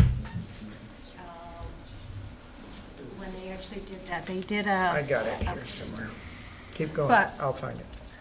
And then another thing that says that we're mandated to have is before you can actually even sell a plot of land, you have to have a map of what the cemetery, it's like an Excel grid, it's all laid out, what, rows and columns, and these are the spots. There is no such, there's one that's kind of this big, huge sheet of paper, and it's kind of drawn on, but it's not recordable, it's not. So we're gonna have to work on that. So that's kind of what brought me into this. As we go through, as we're walking, we happen to notice the gravestone alignments. On that first page, it shows you a lot of the gravestones. Now, as a city, we're not responsible for replacing the markers, that kind of stuff. We are somewhat responsible for trying to help maintain them if we can. So we're looking for possible going in and doing some cleaning of them. And we actually joined 2 cemetery associations for a grand total of like $60, I think. And they will actually call all their group together, and they'll say, let's go to Eldridge, and we're going to work on these cemeteries today, and we're going to clean them, and they'll do things like that. So we're kind of working on that end of it. Also, meeting with Craig over at the Highway Department made a comment that sometimes doing the mowing with the bigger beds is hard to do because some of these stones, as you saw from the first one, they've fallen over, they're leaning, they're chipped. So it'll go a lot to helping maintain the property. Fencing we talked about. Lot pricing, right now we charge $400 for a 3.5 by 10 lot, 4.5 by 10 lot. And $600 for non-resident. And so we want to do a comparison. We're not in this to make money, but it is perpetual care. So it is all this work that we're doing. We need to make sure that our lot prices are probably comparable with other municipalities. And then figure out, what our price point kind of thing is. And again, the last thing is benches, brush, and beautification. We're just trying to, these really are beautiful spots. I mean, they can be, and if you go walking around them, they're nice. We're just looking for ways that we can kind of make them a little more attractive, make them more South Burlington. So our recommendations, the Sona service, they're actually out there doing that now.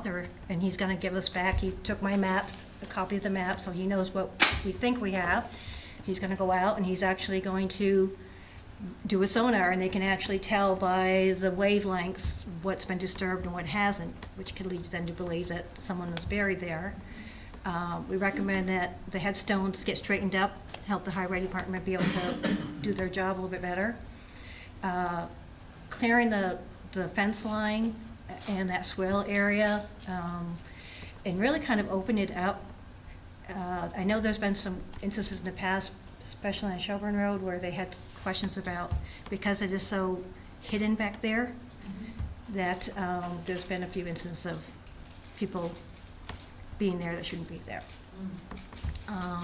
So Living there? Living, partying, whatever, whatever you want to phrase it. We need to make and record a formal plat of each of the cemeteries. Like I said, calibrate the pricing, improve our fences, doing some park benches. I would love to be able to see something around that 1812, the soldiers, contact with the Veterans Association or something, have them come and just do a nice little, cut back some of the shrubs and do a nice little area there. So on your second page of the report in the packet for today, we listed out all these recommendations and whether or not we're really looking for the council to consider doing anything, the council/cemetery commission. Nothing too consequential or pressing, but the sextons didn't want to get out in front of anything on policy making, and so we're looking for guidance from the cemetery commission on whether or not, for example, we could pursue with veterans associations or the Rotary about park benches. Also thinking about having the cemetery commission maybe charge the city manager or other resources over the next year or two to maybe clear some of the brush lines to expose the fencing. So that's a list of things that we came up with. Is that desirable, actually? Are the plants brush, is it really unattractive, or is it nicer than the chain link fence? My concern is that segments of the chain link fence are actually disjointed and ripped apart, so the fencing itself, I'd be fine with clearing the brush just to fix the fencing and then maybe letting some more intentional bushes come back to make it look a little more sightly and appealing. Yeah. But I'm not sure a chain link fence is where. No, but that's really it's just overgrowth. It's just the junk stuff that's growing in there. It's not attractive. It's particularly the Shelburne Road, to me, it looks rusty and old. And I think that when you do the clearing, you're not just clear cutting. We can have the arborist go in there and pick out trees, some shrubs we should keep, and do a selective clearing in there. It's really quite a mess back there if you want to. Replanting potentially. Do we have a fund where the most recent burials, their plot purchase has been placed, and is that what's paying for the sonar work? There is a fund which goes into, and I'm not quite sure what the balance is, and I actually just sold some plots. Right now, I don't believe anything gets taken out for the highway department to do the mowing and stuff, so it's kind of just as we sell plots, the money goes in there, and it just kind of, and I'm not quite sure what the. It's not a lot of money, though. I think it's about 4,500. Is that right? the sonar service is being funded with a different source. Well, I'm just imagining the perpetual maintenance and upkeep, and, I mean, I don't even know how many lots when you'll be full. I suppose if it's a cremation, just a little thing, you don't get a 4.5 by 10. Probably get a 3 by 3 or something, I don't know. But, and I don't know if you can ever really have the fund perpetual, but that can become an issue for particularly if it was a really large cemetery. These aren't, where, you know, the expectation is that everything looks lovely forever and no new money's coming in. And then it's, you know, I guess a nice responsibility for the community, but. And our conversations went all over the place, and we actually thought, you know, do we suggest to keep it open? Do we keep it closed? Because you can officially close and accept no more sale of lots, and just whatever happens to have been priorly sold can do that. Again, as we're doing our conversation, well, that's not a Sexton role. We're not the policymakers for the city, but. You know, as we learned things, as we went through this process of what our duties were versus the cemetery commission, it's kind of what we kind of get. So this is the timeline of what we're doing. The sonar service and the make and formal plat of each cemetery are currently in progress. The sonar service I have out of the city clerk's digitization, computerization fund, because once we get this done, I do have a computer program. We can download everything into this as a cemetery program. So all that kind of flows in, and actually I forgot the young woman's name at Highway, who's the GIS coordinator, Jessica. She's really excited to work, once we get the sonar information back, with GIS and being able to really make it down, and so she's really thrilled about the process, doing something a little different. And then, of course, we need to make and record a formal plat of each cemetery. And then we've just kind of said the action items are things that we need to, we're putting, I guess, back into your court as cemetery commission. These are things that we would like to see happen, and then kind of a timeline of what we think are some of the more urgent things and things that can kind of be put off a little bit. I think some of these questions might be really interesting questions for consensus. I mean, there's probably a lot of people in the city that don't really know that we have 2 cemeteries. You know, if they fly out of Burlington, out of BTV, they've probably seen the other one. I didn't know about this one until we were looking for dog park spots. And,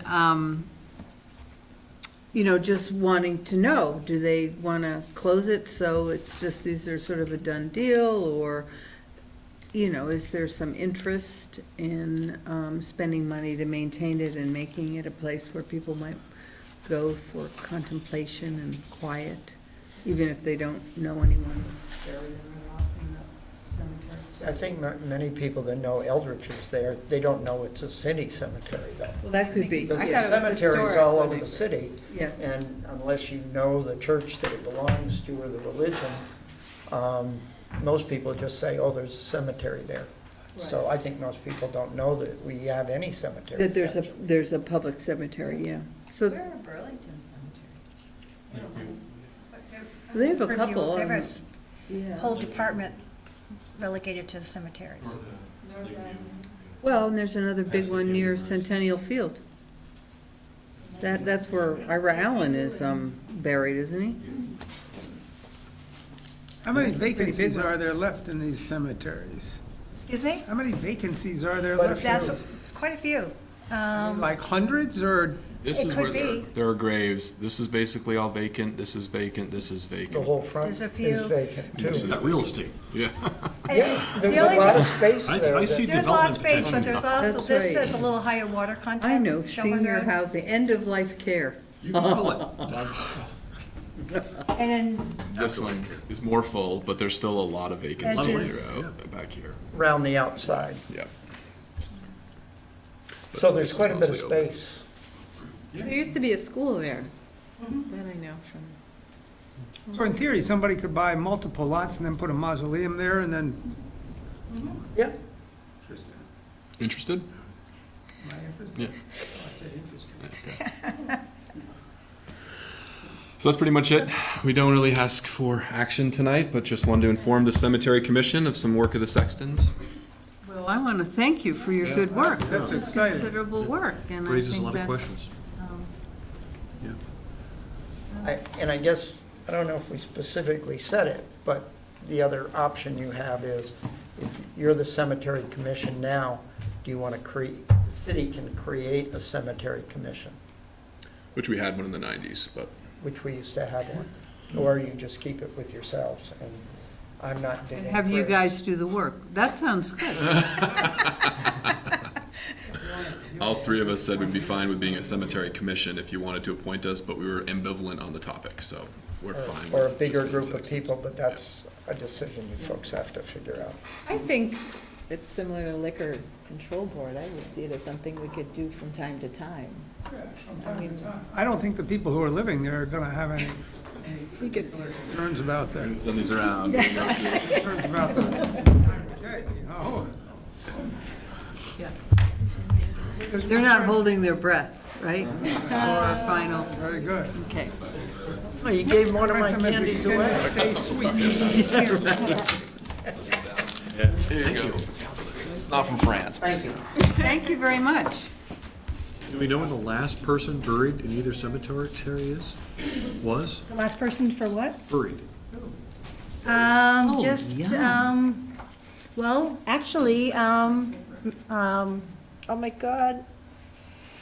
Manazar was one of the last ones, our school board director for how many years? Ted, is it Ted? Oh, and he's buried there? He's in there, they have Oh, a plot, really? they have a group in there. What year was that? Ted Manazar. Yeah. That was just the last. Oh God, it was like maybe 7, 8 years ago, you think? I bet. Yeah, I mean, the thing is the highway department handles a lot of that, so when someone calls and says, we have a burial, Craig will walk them out, show them where the lot is and that kind of stuff, so we don't necessarily get involved in that aspect of it, so. Interesting. I'm sort of surprised there's been someone that recent. Yes, and I just sold 4 plots the other day, so, to someone who loves the airport and wants to be right on that front line. Give them a multi-lot discount? Group discount, Gotta pay for those fences. group rates. Okay. Number 9, or item 9, we need to set a public hearing date on proposed amendments to South Burlington Land Development Regulations. Kevin. Oh, we missed the rec center, 8. Oh, I'm sorry, excuse me. Number 8, update from consultants on the preliminary design for the proposed indoor recreation center. I apologize. So my name's Brian Leet. I'm a project architect with Freeman French Freeman Architects, located right over in Burlington. And we've been working on this since early August in a collaboration with BH+A architects out of Boston who are specialists in this building type. So the presentation today is really just to give you, as it says, an update. We're in the process of schematic design. And we've gone... moral support. And Holly's providing moral support. The project has gone through really an information gathering and program confirmation phase at this point. We began in August with a set of full-day stakeholder meetings where Holly and Joel from BH+A met with a series of groups, potential users of the building, current users of the South Burlington rec programs. And then we followed up with a evening community outreach meeting. Immediately after that, there was an online survey, I believe through the Consensus app. Nope, separate that from one the was Consensus? SurveyMonkey. Okay, SurveyMonkey, which got 806 responses, which is a very high response rate compared to other communities of this size for this sort of building. We took that information, had a meeting to get some design input from the recreation staff, and came forward with some conceptual approaches to the building with a community update just about a month ago. And we have now gone substantially through the schematic design process. We're still completing that, but just today we turned over a set of documents to Peterson Consulting, who is a local owner's rep and estimating firm, and they are going to be beginning to put some cost information to the design we have so that we can begin to align the building design and pricing information. So that's kind of the timeline. I'm going to go through each of those steps that we did in a little more detail. At the full-day stakeholder meetings, we really kind of confirmed the big picture of the scale and demand for the building. And we also heard about a couple of topics which have recurred in our conversations. One is managing mud in this sort of a facility. A second is how important it is to the community that whatever we build has a lot of natural light and connection to the outside. And really just a confirmation that the need of this facility is because other similar types of spaces in Chittenden County are really full. And so while the spaces exist, they have to say no when people go to them and say, we want to run a program, weekly for 6 weeks on some night, and the answer is frequently we can't. So their space isn't out there for a lot of this. The survey, it had a number of questions. I'm just going to touch on a couple of topics. One of the things that we found especially useful in the survey was we asked for a ranking of the main features that the public was interested in. The walking running track was kind of a clear winner and frequently cited. We also saw a lot of support for the movement studio, the courts, having multiple uses and multiple activities throughout the spaces was continually reinforced. There was also an early notion that this facility could extend into some other recreation program type spaces like maker arts space and that sort of thing. And the survey guidance really kind of showed us that that was not the right direction to go. So that concept of a maker arts space was taken off of the list as a result of the survey feedback.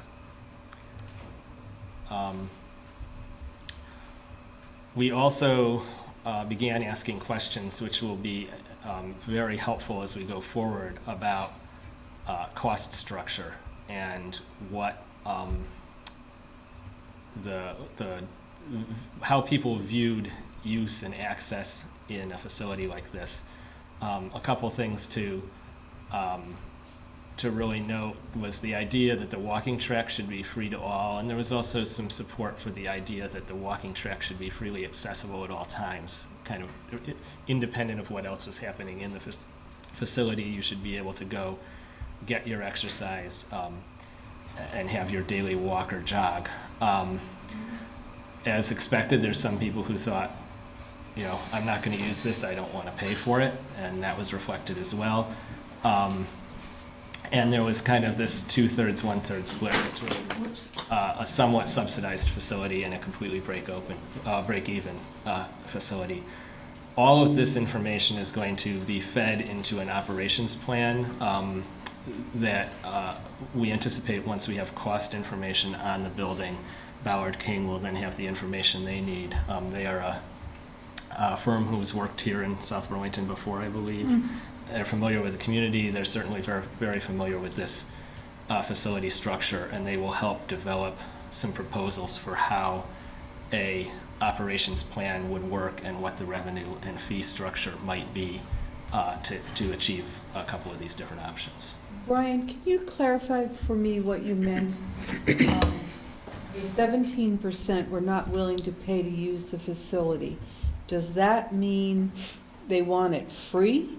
Or that they're not willing that those to are, have any facility honestly, because they'll pay for it in taxes? we can only I can only answer what the question said, which was 17% said, I'm not willing to pay to use the facility. I don't know whether their motivation to answer that was, I'm not going to use it, or whether their motivation is, I'll only go if it's free. We do know from the comments that there was a subset of individuals who felt that a facility like this is very important because the paid options for recreation that exist through various private entities are not affordable to them. So that could be a part of that as well. Thank you. We took that information, again, as I mentioned, we had kind of a pre-survey and post-survey public outreach. And I'll be showing in the rest of some of the slides we showed at the post-survey public outreach. But the public comments at that point, again, confirmed interest and need for a facility, really emphasized a lot of comments about trying to choose the right size, affordability, not overdoing locker rooms and showers. Definitely, there is still community interest in a pool. We've set that aside from this project, but that has come up. Importance of natural daylight again, support for the walking track again, support for many different activities on the court, and obviously a recognition that at this point the public outreach has been us asking information of the public. The public does not have the information they need to make a judgment about this project because they need to understand the cost and revenue, not just the big ideas. So from the outreach, we put together this set of space requirements. The walking track, three multi-use courts, one with a synthetic floor for different activities, a turf court with artificial grass for alternative programming, the movement studio, multi-purpose, the Rec and Parks offices, locker rooms, restrooms and parking that would support large community events as well as kind of recreational athletics, And that could include even to the point of, small concerts or those sorts of gathering events. And then a concrete plan of space and feasibility of future growth, whether it's a pool, a larger full-size turf field, or other things of that scale on the site. So rather quickly, I'll just go through some images of the pieces and elements that we're talking about here. This is a very similar size and scale to the type of facility we'd be looking at, a 3-lane jogging, walking track on the second floor, about 10 laps to the mile at the outer lane. This is a 2-court space with a divider. There's a 3rd court on the far side. Is a court about the same size as a tennis court?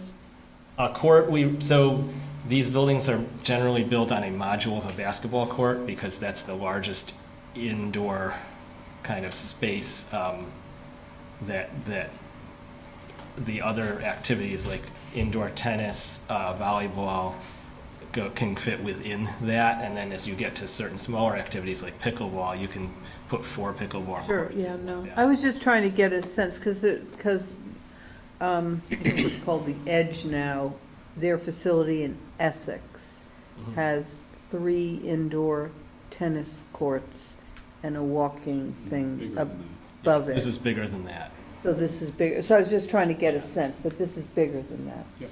Okay.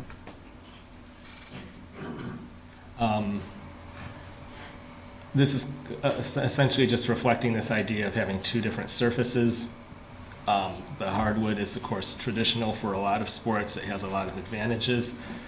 Synthetic surfaces also have certain advantages, especially around scuffing and flexibility. If you get kids in there on rollerblades or deck hockey or those sorts of things. The movement studio, multi-purpose studio,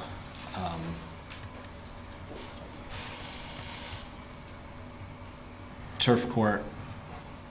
We've heard a lot of support at the level of stakeholders and rec and parks programming for this sort of space, even if it is on a relatively small scale indoors. It really just opens up possibilities that are not otherwise available in other facilities. So mud isolation and natural light, I'll show a little bit more in a moment, but the idea is all of this will be set up with circulation separate from the sports areas, with viewing.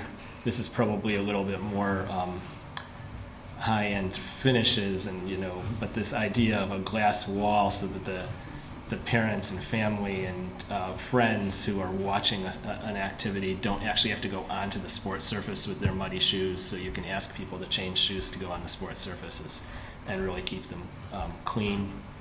And again, this idea of connecting to natural light. Also, we're looking at the idea of, at the end of the building, a direct connection, indoor-outdoor, that would facilitate in the summer program use that could be flexible based on weather. It also lets air come in. And lets fresh air in as well, yeah. So this is the spot that we've been looking at. The goals as we approached the park was to maintain and support the fields. There are the 3 baseball fields across the west edge of the site, the 2 irrigated soccer fields, a whole series of smaller soccer fields along here. Of course, the bandstand and activity area here. So we really, it was pretty clear that the right area to work was within this zone and to plan to accommodate the future growth within that zone as well. We also wanted to build in some additional support, especially for the large community events. So we have some bathroom facilities planned into this for that, and then have some connection to Cairns Arena. So this is a very small here. We're gonna zoom in and look at different parts, but this is the general idea. These parking areas, it is larger than the existing gravel lot, but essentially mimics that and extends along, and it also creates the looping road behind cairns to allow for traffic to flow through the site instead of needing to go in, hammerhead, turn, and come back out, which we think will do a lot to improve flow both to this building and cairns. And then I'm going to zoom in on this area right here. This is the drop-off and entry zone. But while we're out looking at this, this is an area to enlarge the turf field, which would be here, and then an area. Someday, you mean? Yes, this is the potential for future growth, and this is 20,000 square feet for a future pool that would connect at the end of the corridor. That would be an indoor pool. That could be either, you know. With a retractable roof right now. And this is the challenge with, you know, there's a lot of decisions to make at each point in the process, including should it be outdoor, should it be indoor, the structure. The key is to have a space that connects into the overall planning. So the building itself becomes essentially an extension of cairns, but with an outdoor connection, a covered walkway from the existing cairns entrance to our entry lobby. That gives room by pushing the building, you know, a little bit back from the sidewalk for an entry area, room for people to do drop off and pick up. Just for the POA side, no loop off of the main road. And it puts the movement studio in the front where people can see the activity going on, be kind of invited in. And then the public bathrooms here, we're envisioning enough capacity to really support the full, like, SOBU night out or any type of a large gathering when you have a charity walk or those sorts of events that launch out of the park, to have enough public bathrooms that are in a separately entered and lockable space. Can they be accessed by, there's an hockey event at Cairns? The way we have it set up right now, people would have to step into the covered walk, like out under the covered walk to go into it. It's really an outdoor public restroom. The outdoor entrance, huh? But that's something that could be looked at either way. I'm not sure I'm in favor of having windows so people can look into the movement studio. Some people, would rather not have the public looking. Watch them do Yeah. their down dogs. I think Yeah. we could also put shades on the inside. Or put a treatment on the inside. Yeah, I think that's a really valid. There definitely would need to be some level of window treatments. Yeah. If you're doing, if you're just having a party in there, maybe it's fun and exciting to have the visual connection to the outside. Yeah, if you're doing yoga, you probably don't want that level of visibility. If it's a dog training, they might not want the distraction from inside to out. Yeah, So. and we're talking about security, something that Jennifer Copeman really explained quite clearly was that recreation allows a space for people who need to have a safe space, find it. And so people who need to, going back to the domestic violence forums, and so people would come potentially as, I can breathe, I can't be seen, no one knows where I am, and so just, I think that was a really valid point. So we looked at the restroom and parking needs based on use scenarios. The kind of typical, what we'll call a typical weekday, morning, afternoon, evening use. Weekend tournaments with this number of basketball courts. You'd have potential for full tournaments of really multiple sports that would bring in a larger surge of people.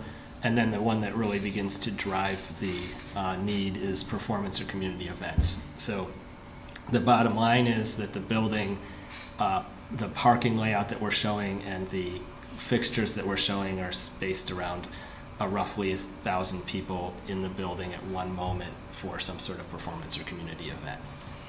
And so 1,000 people equates to how many cars? Under the zoning, that equates to 333 cars. So if you take parking off the zoning, then this is just when we build parking spaces to what we anticipate the use. Is that a Versus zoning some- response, Brian, or was that a architect's? So that was a zoning response. We've also looked at it, there's, additionally, there's national, I'm not going to get the acronym right, but there are national transportation standards. They don't allocate by use, but they allocate by type and square footage. That would be a little bit, let me see, it would be, so 350 cars, it was just a little bit more. We also have been looking at, as part of the process, we've been exploring LEED and environmental and sustainability standards, and if the project elected to go in that direction, they also heavily encourage and give points for building less than that 350 number, bringing it back down to around 240 or so. And that's 300 or whatever the number is, are additional parking spaces to what's there now. Is that right? Those are new parking spaces? So what we're showing is roughly 240 new parking spaces. New parking spaces. So the 333 would be, so there's a recognition that the intention would be that you wouldn't be hosting a 1,000-person event in here at the same time that Cairns is doing a large invitational hockey tournament, that there'd actually have to be a parking plan and coordination between activities. But the net result is a little over 450 parking spaces on site between the existing lots and the new. And our view is, with 450 parking spaces on site, with parking management coordination, you could handle the different buildings and the different activities, whether it's everybody's outside or everybody's inside through the year. So these slides are from the Community Outreach Forum. I'll go through them pretty quickly, just showing really that the expectation is that demographics, people, seeking health are going to change through the day. Typically at these facilities you see a more elderly population in the morning. In the afternoons you see more families and those sorts of group activities, and then you have adult sports leagues and alternative activities like meetings and dog training. On this slide, you have an indoor access way all the way to Cairns, which I like. That makes sense to me. But on the other one, you didn't have this connecting to Cairns, and you only had the exterior one. And that's, this is the evolution of the project. So this was a slide from earlier in the process. We were looking at that. And what we found was, going back to the entry area, if you pull that all down, you end up with the movement studio and the entry lobby basically tight to the sidewalk here, which we felt is appropriate to a city center, not so much to a park setting. Now, we could, if this is a really important value to the project, still bring an indoor connection through and over to this connection at Cairns. That's possible, but it's a... I would just make the case, but I would look to Dave to tell me if this doesn't seem to make sense, but I've taken my kids to indoor things in the winter all the time, and I'd hate for them to be racing outside, to have to go get a chocolate bar or I think there's a challenge in the wintertime, especially, if people are, let's say there's a pickleball gang all morning long, and then they want to go have lunch in what will be our expanded cafe with the new rink addition. That means they then have to put coats on and stuff like that in order just to go from their pickleball area to have lunch. And so I see it as, I think it's preferable that it's enclosed, but where it faces the street to have big sliding doors so it can be left open in the summertime perhaps. But we get so much, the winters are long. I think we're better not to have to require people to put coats on. And then if it's open and it's snowing, and it's snowed and it's blowing, then you've got crap all over people's feet, and then they're carting it from one building to another, making a heck of a mess. And we got rubber flooring in the rinks, and we just do not have that covered with exterior grime and salt and whatever it might be. So I think we're better off with indoor space. realistically. But again, with some nice glass on the exterior, it doesn't have to be real warm space. You know, it can be indoor that's heated to, 45 degrees all winter. And then in the summer, you can just open some of the doors all day long, and then it becomes bright and airy. Good point on the shoes. You're not going to change your shoes to run over and get a drink real quick. It could, we have enough trouble keeping the rink floors clean as it is, and it just, it's just going to contribute to it. I don't think that makes sense. So we'll definitely look at adjusting that to show the connection remaining enclosed. So just to walk you quickly through where we're at, this is the overall floor plan. Wood courts and the synthetic court in the middle with the level 2 walking track above. The lobby that I showed before, the stairs up to the walking track immediately upon entry so that can be accessed without going by the desk. The idea is the desk is then your kind of control point for user fees or whatever access restriction. The corridor on the opposite side to a separable movement studio, so you can use this as one large or two smaller spaces. Some officials' locker rooms, some family locker rooms, and some men's and women's locker rooms up through here. So basically a lot of the lockers, showers, changing, and so forth facilities that are necessary to this type of building, and then the turf field on the east side. We have 2 outdoor-facing bathrooms on this side of the building to support population using the fields over here, and then, as I mentioned, a larger set of facilities here to support the larger community events in the park. Are they designed as unisex bathrooms? The 2 that face east are currently designed as single occupant unisex. Right now, these are showing a little bit oversized, I think, just 2 bathrooms, but we would definitely need 1 or 2 single occupant bathrooms there as well, I think, so that we could have gender neutral, essentially, options. Make all of them that way? I don't know, we just came back from Europe and all the bathrooms are... They're way ahead of us in restroom design, honestly. They really are, and it Yeah. just makes so much sense. So you're saying they were all single-user bathrooms? Yeah. Yeah. Not all, but most. Well, most of them. Most of them were. Yeah. It'd be like three or four stalls, but the stalls are full to the floor with doors that close, and at the end of the room is a sink that everybody uses and they have their sinks integrated with soap and water and dryer all in one big unit of varying designs. But it seems to make so much more sense. I mean, we get into the arguments over here, who can use this bathroom, who can use that bathroom. Over there, it's just, Where's the bathroom? We've absolutely done projects like that, up at UVM and other certain places. Well, I think that's what It's we're really a evolving community to, and if we're gonna build something that's gonna last a bunch of years, let's build it for the future and not for the past. So So I think in terms of where we are at this point Well, in it's the just process, something to think about. it's We absolutely need to something we can design it right entertain. here, It's but- not going to change the cost of the building significantly. So what we're really been focused on is how do we establish the scale and cost of a project like this so you can make decisions. But we absolutely can do that. So I'm loving this. It looks exactly what the community is looking for. The one question I have is because I really want to see a pool sometime in my lifetime, and I love that there's an expansion place for a Live pool. a long time. I got a little long time.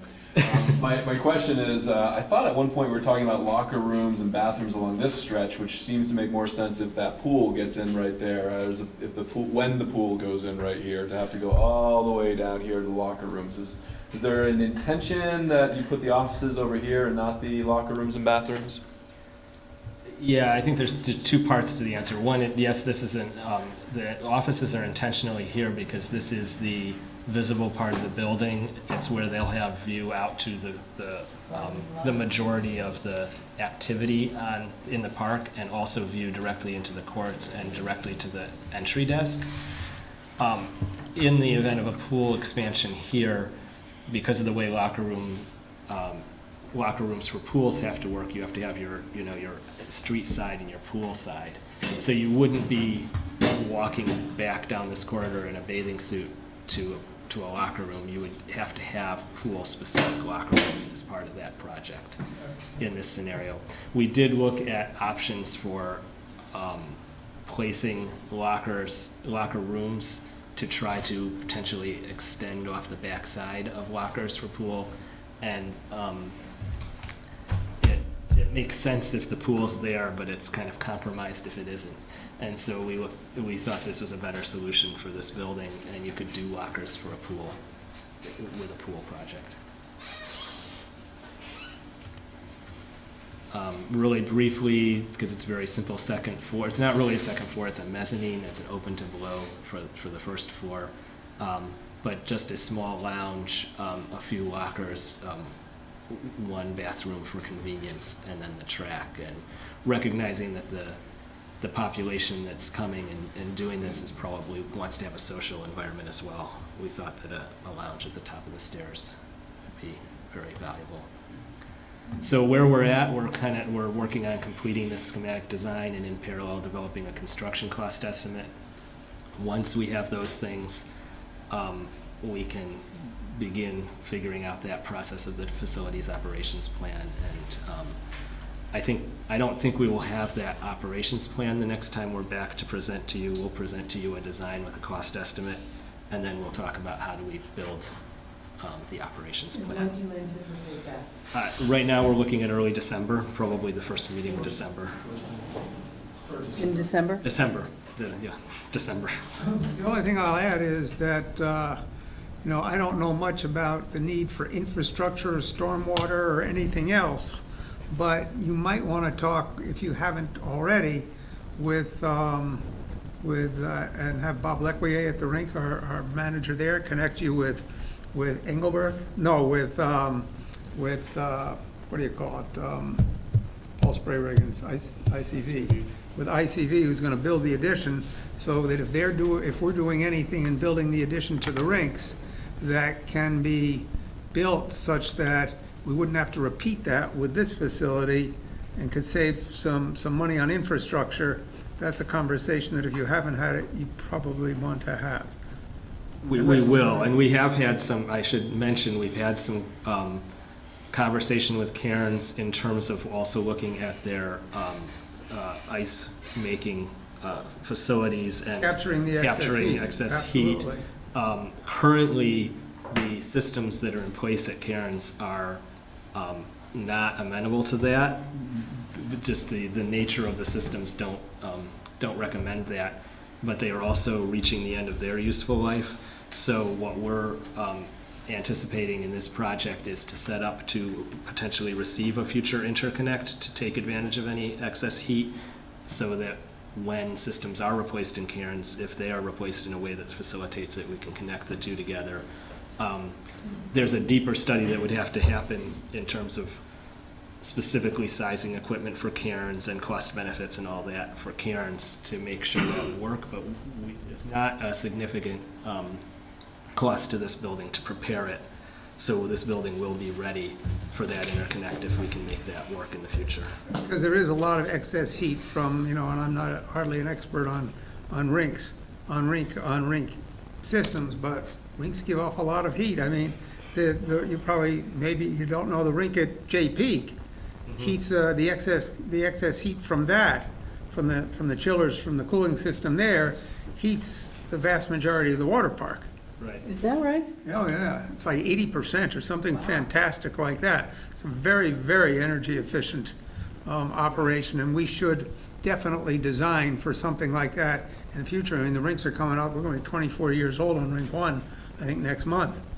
Right, exactly. So all the equipment, and then it's going to come down to whether that equipment in Cairns is replaced piecemeal or to kind of replace whole systems to allow for efficiencies much more like a modern installation would be. So we've also looked at the stormwater, and the expectation is this site will be essentially using natural, like regenerative swales and that sort of thing to manage it. we're trying not to add much capacity to the pond that's there. So, My last comment. Sure. I just remember growing up in South Burlington, and I loved behind Rick Marcotte, then Central School, the outdoor ice rink. And as we start thinking about this space, I don't know where it could work, but when we've got bulldozers out there, I'd love the infrastructure to be able to fill an outdoor ice rink for the middle of the winter time. But again, it's on my wish list. And then you're gonna have a talk with Mother Nature about not giving us the roller coaster weather cycles we've been having. If it's cheaper to put in while we do this big project, the barriers and the right grounding, but. Just gonna say that there are some great systems that do spray parks in seasons that are warm, and then they are outdoor rinks in the winter months, so. Well, the center of Stowe, I mean, they don't leave that ice in all year in the center of the Spruce Peak Village. Yep. That's grass in the summertime. Yeah, in Aspen, it's a, what do you call it? The little, golf thing, mini golf. And then it's a rink in the winter. So there's other things you can turn them into. And all it takes is money. Yeah. That's right. Well, Tom was handing out 100 grand bars. I just keep those coming. Okay. Well, I'm excited about the design. How about I think it looks mounds? really, We'll really put good. mounds Let's Thank you. keep going as quick as we Thank you. can. That deserves candy. That's a good one. I need mounds. Megan, you are a starburst. You have a You resident just keep it going. I'm almost there. chair, really? Pass it along. Oh, you have a question? No. What? Donna left Oh, my God. Death by Chocolate as the remaining part of the Sexton For the cemetery. presentation. Death by chocolate, huh? Push it that way. Pushing us into the grave, yeah. Definitely. Thanks, Brian. Thank you, Brian. Thanks, Holly. Thanks. Symbolically Thank you happy very the much. tombstones are all blue. Oh, I'm sorry, yes. You have a question or a comment? Comment if I could. Sure. Not wanting to be at all negative to the whole thing, realistically, I happen to live fairly close to this, and I like it quite a bit. So I get a chance to watch the traffic and all that kind of stuff. I'm not speaking negative now, I shouldn't be construed that. But that road access in is a disaster. And I really think if you're gonna generate a lot more traffic, it just can't handle it. I mean, if there's any event down at Carnes, that road is a mess. Getting in and out of it, you can hardly pass. It really needs to be widened.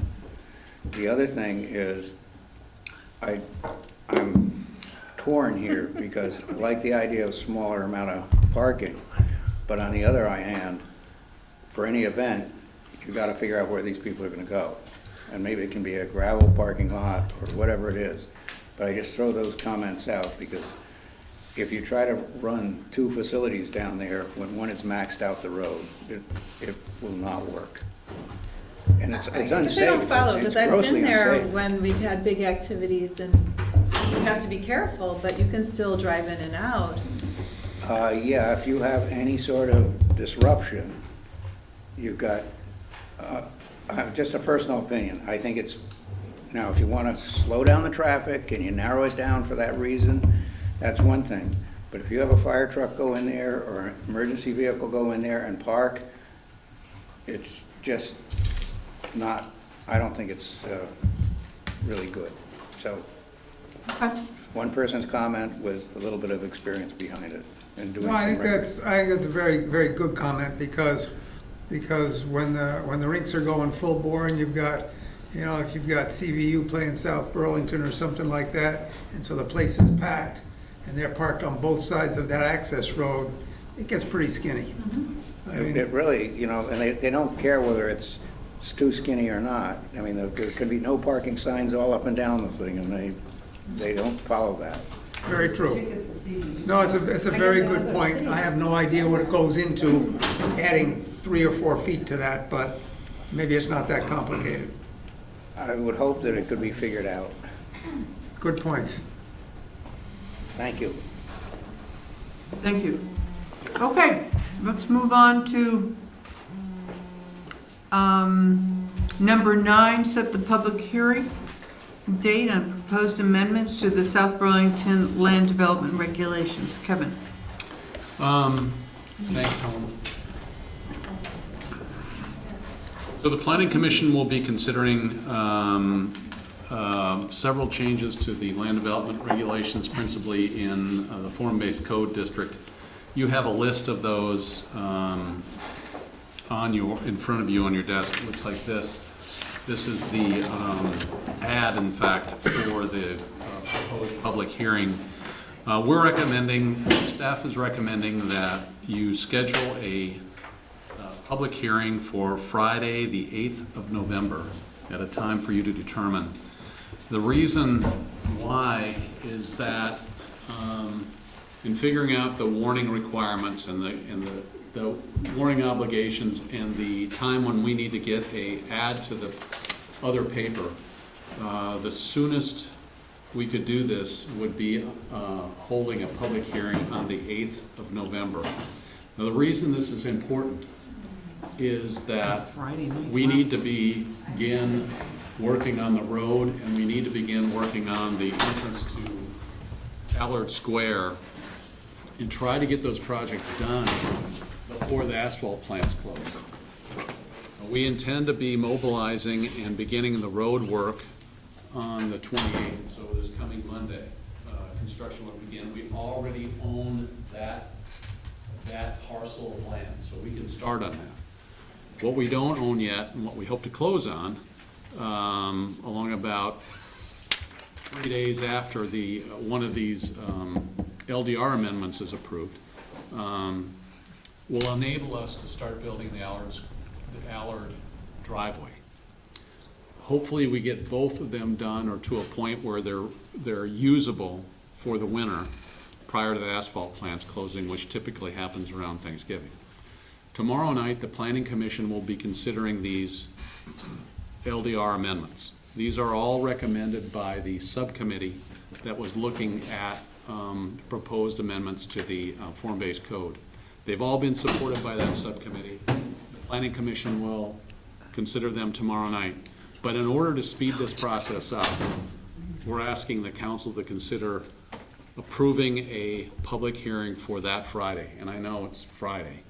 And my daughter has a piano recital at 5:30, and I will not. Which Friday? Friday the 8th. Are we able to take action that night after the public hearing? Is Yes, that the you are. intent, that you want us to take action that night? It is our intent that you take action, at least on the open space in city center credit issue, which will allow us to close within 3 days on the property. So our agreement with the landowner, who was before you tonight, was that within 3 days after that land development regulation amendment is approved by the council, we can close on our property. That will allow us to do the Allard Square entrance. I can do it earlier that day, or it'd have to be after 8 o'clock. Do you have classes that day? Tom, do you have classes on Friday? I do not, but I have Why don't stuff. we wait like 8 o'clock, 9 o'clock Friday morning? Get it done Tim, how does that work with your work? before the day gets rolling. I could probably do that, but 8 o'clock. 8 o'clock on the 8th? 8 With a.m. breakfast. You want it earlier? AM. No, 8 a.m. We have to consider, it's a public hearing, so we don't want to make it at 6 a.m., you know, or 7 a.m. but- Well, it depends if you want to get public input. Who's bringing the bagels? That's what I was gonna ask. We will have something for you. There we go. Is that acceptable, Amanda? Does that work? 8 a.m. on the 8th? All right. I like it. What sourcing for the bagels would there be? Don't be picky. Jeepers. Bagel I place. tell you what, I will save the death by chocolate for 2 weeks, and you can have it then. Make sure you have something gluten-free for, I'm dying already here, and I just had one, so I might need a plot. Let me give you $400. I was just gonna say that. Members of the public are welcome to have. all right, so we will have a special city council meeting, Need a motion? 8 AM, that's what we're considering, 8 AM on Friday, November. So I have a motion if you want me to make that. Yes, please do. So I move that the council warn a public hearing at a special city council meeting on Friday, November 8th, 2019 at 8 a.m. in the City Hall conference room to consider proposed amendments to sections 8.05, 8.08, 8.13, and 8.14, and to Appendix C and Appendix F of the Land Development Regulations. I'll second. Is there any further discussion? All in favor? Aye. Good, Excellent, thank you. thank you. All right, so I just added that.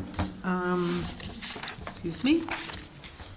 Preliminary discussion with the, review and possibly approve proposal from Earth Economics to develop a valuation model for various and many natural resource-related features of the southeast quadrant as a component of the overall interim zoning studies currently being undertaken. So Kevin, you have. So as you all will recall, part of interim zoning studies that you sought to begin to include open space evaluation, transferable development rights, plan unit developments, also included a, for lack of a better term, a cost-benefit analysis of development and or retention of open space in the southeast quadrant.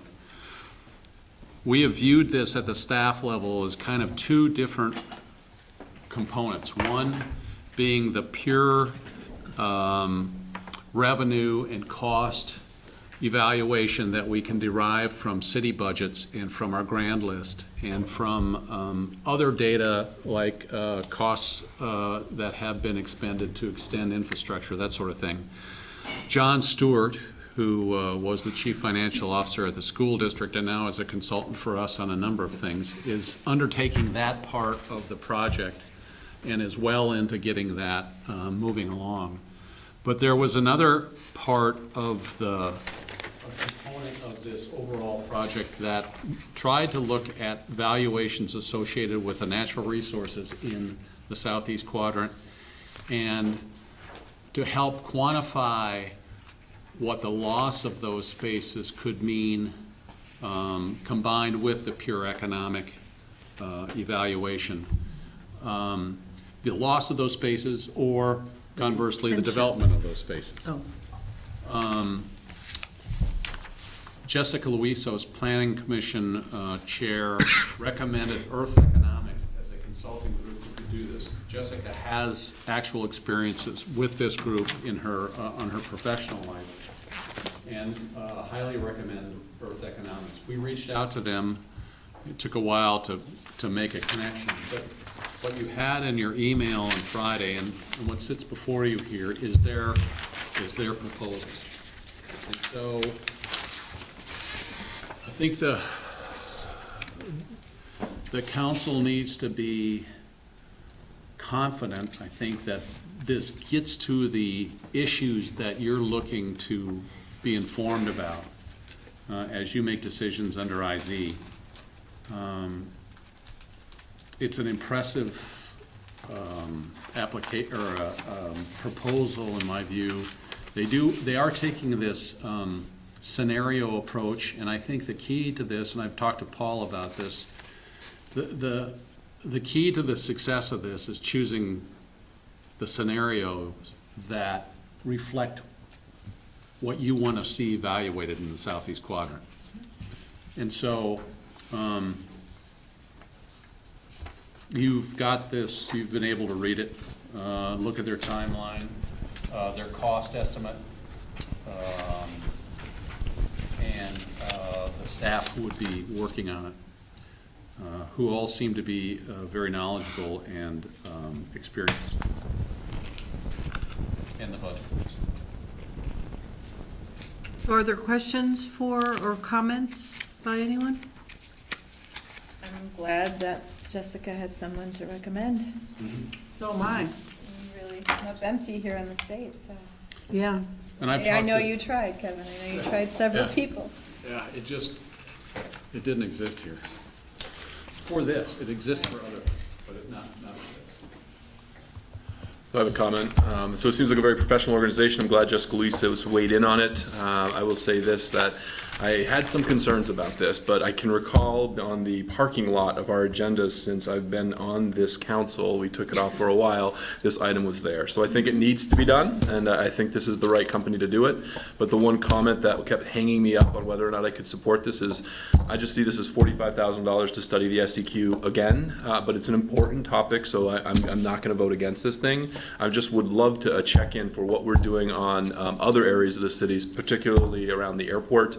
I see those undeveloped, those raised houses, and I hear you on the wall piece, but I'd still like to understand what zoning or what land use considerations we are applying in a systematic and professional manner to see how either new buildings, non-residential buildings, or walls might mitigate some of the noise exposure map expansion. So I'm just concerned that there are other parts of the city that, besides the SEQ, that I would love us to commit some attention and dollar resources to. I want to do the noise monitoring. I want to use With noise monitoring too. our fuel fees to do. So can Well, and I don't disagree with you wanting to look at that. I think in some ways it's a separate study, and I would be supportive of that, to look at, how can you develop space around the airport that makes sense, that might have some positive impacts on sound, as well as our grand list and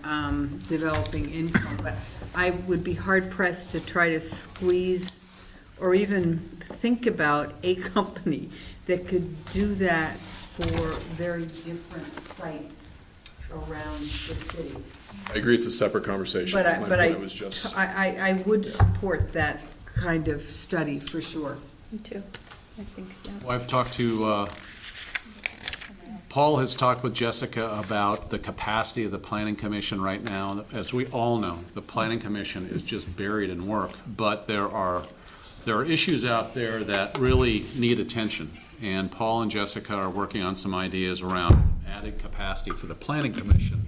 One of those projects is the zoning in that area, the community. I spoke with Gene Richards on Friday, and I asked if they were ready to have those discussions. That would need to be a joint discussion. It's their land, it's our zoning, and they are ready to do that. So I would like to see that move forward as well. So are there other comments or questions about this study? The Open Space Committee has reviewed all this. The Open Space Committee has not. This is really a different project. But if you want input from another committee, you can certainly get that. You're giving a very strong indication that. Do we have to approve this tonight? Good idea. You do not have to approve this tonight. I would like to read this thoroughly and do some more research on the company. You do not have to approve it tonight. But in order to meet the February we have deadline. a deadline here, Tim, where we're operating under, and But it's the first I've ever heard of this company before. Yeah, it's okay. First Yeah, no, time I've ever seen this. They look to be able to get done by, based upon reasonable approval in February, which I anticipate will be the end of interim zoning. But you could get this some weeks after that, presumably. Yeah, if it started during interim zoning, it doesn't have to be completed before it ends, right?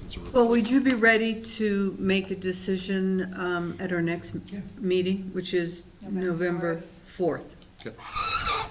Yes. Meeting a Monday night, two steering committee, but. Could we do it at the steering committee? I would like that. I mean, I would like to give them as much time as we need, so we actually get it in a timely way within interim zoning, so it sort of ties together. So, the 20, you mean Monday night? Yeah, the 20th. Okay. So we can warn that as a council meeting after the steering committee. Is that worth the trouble? Hardly, is there enough time? Yeah, it's a week away.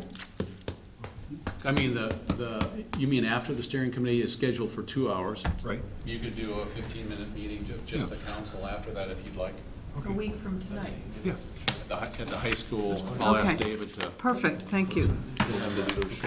Let's plan on doing that then. Good. Yes, David. Thank you. Speaking as chair of the Natural Resource Committee, but not with any input from the committee, if you can understand that. This came up, I saw it on the agenda, and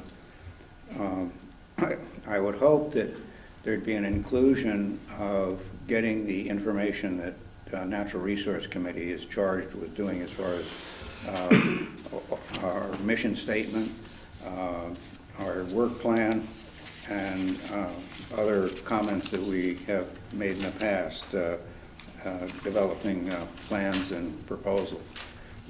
There's a lot of information out there that we've developed or are in the process of developing, and we'd like to be a contributor. I think that the board would go along with my statement here that having the Natural Resource Committee be contacted by the engineer or the consultant. I'm not speaking in any way against the proposal. I'm speaking that we think we'd like you to consider the Natural Resource Committee and other committees having a role in this process of however it's going to work through it. Do you need more information? I don't want to take any more time than you need to, but I think that there's it's our mission statement to talk about open space, to talk about that balance. It's in our work plan to try to, and we are trying to actively do those kind of things. When you look at those, and I'd be happy to share them with the board, but I think you're well aware of them. Well, this is, I appreciate that. I think this study has a slightly different purpose and doesn't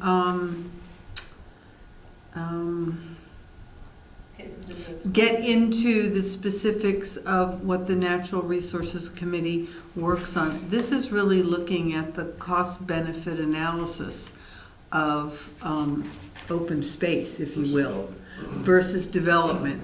So I'm hard-pressed to think of what work the Natural Resources Committee has done that would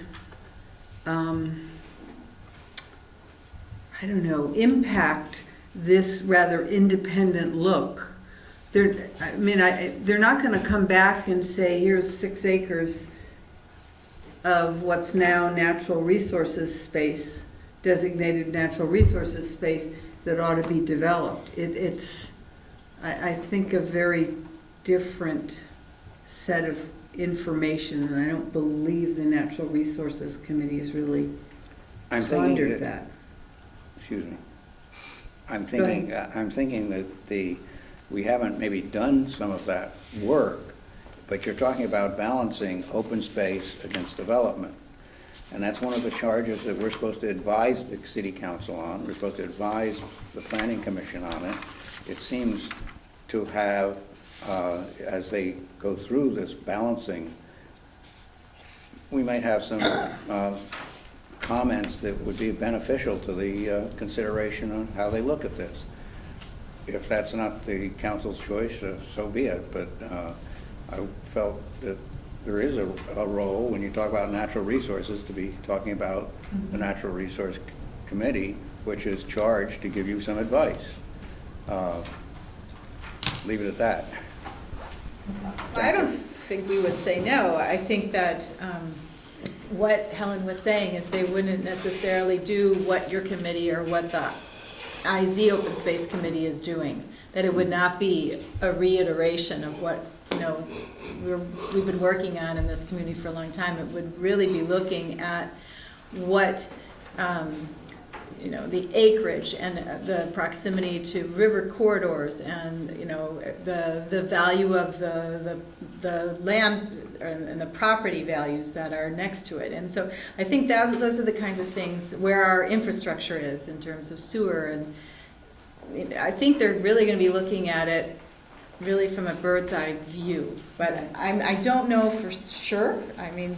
So I won't say no to your offer, but stay tuned. I think that we're going to be hearing from them. I like it to be when the consultant comes to the community and says, here's what we're planning on doing or balancing that would be one of the people that they would talk to. And that they would say, okay, what have you done, or what is your work in the committee, as a committee, say, okay, there's a lot of things that we're talking about as far as connectivity. it's a high priority. The tree cover, high priority.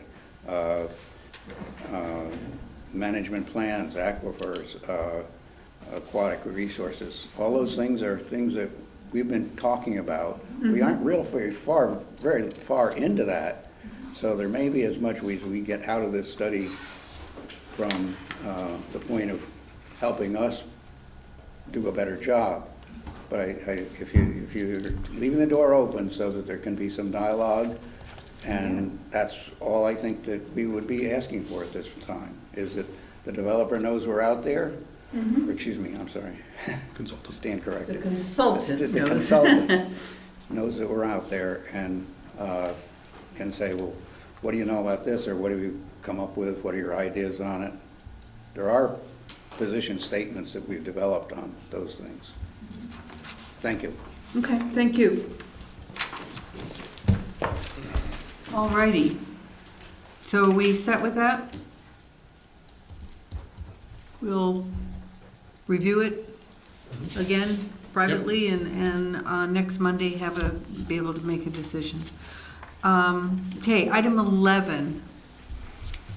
Sue, I think we can just power through everything and be done a little bit earlier. Are you okay with that? Yeah. Are you? Okay. Sort of? Okay. Okay, Tom, preliminary discussion with the council on the FY21 budget. So, Tom. So we just wanted to have a conversation with you tonight, just as we start to prepare budgets for the coming year. We expect that we're going to have some of our usual increases that we typically have with the health care. We won't have the pension numbers for a while, probably till around Thanksgiving. Not really sure what those are going to look like yet, but I'm hopeful that that's not going to be much of an increase.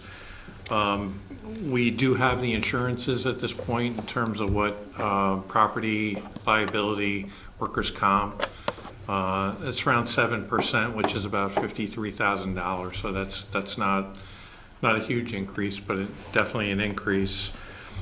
We know what the contractual agreements are going to be, so we know what that number is. So we have a lot of things that are known, whereas going into a negotiation year, we didn't have those fixed costs. We're still working through the CIP at this point. There's some more cutting that I anticipate that we'll be doing. I expect that that's probably going to be up about $200,000 over last year, with stuff that I feel is in the more need to have category. The big question mark is with the paving. And I know that the council allocated additional money for this year, which got us closer to, well, up over the $900,000 mark. And my sense is that's where you want to be for next year, or close to that $1 million range. And I guess I need to hear confirmation from you in terms of that being a priority for the council at this point, so that as we build the budget, we understand that that's a priority for you. To get to the $1 million mark from where we are in the current 20 budget, that's a $375 increase. So that's a cent and a third. $375,000 Yes, increase. yes, It's only I'm sorry. $375, you know. Yeah, we'll pitch in the quarter. $375,000 increase. So we're currently at $625,000. And so to get us to around that $1 million mark again, we'd be about a cent and a third on the tax rate. And that's going to affect any of these other increases that we have in the budget. So just looking to get your thoughts on that, and then maybe we could talk about, if that is a priority or a high priority, different ways that we might be able to fund that. Are we going to have spent everything we allocated for this year? Yes. In other words, we had enough time to do it all? Yes. Well, it's some in the spring. Yeah. In this fiscal year. That's what I'm thinking of. What happened to Overlook Park? I thought that was getting paved a month. Yeah, we're still hopeful that it will, Dave. It's at the end of their paving schedule. So we're if, also getting to the end of the paving season. yeah, it is. It is. We got about a month. according to think one of the Justin, biggest so. complaints, one of the most regular complaints we get has to do with roads and potholes and pavement, and, so it's certainly an area that has to have regular attention. Unfortunately, the weather has gotten more roller coaster-like. We get more freeze thaws, that's been documented, and the roads are gonna continue to take a beating, and we're gonna have to spend what we have to spend in order to keep them good. So is that a high priority for you? Yeah, I think it is for our residents. Well, yes, okay.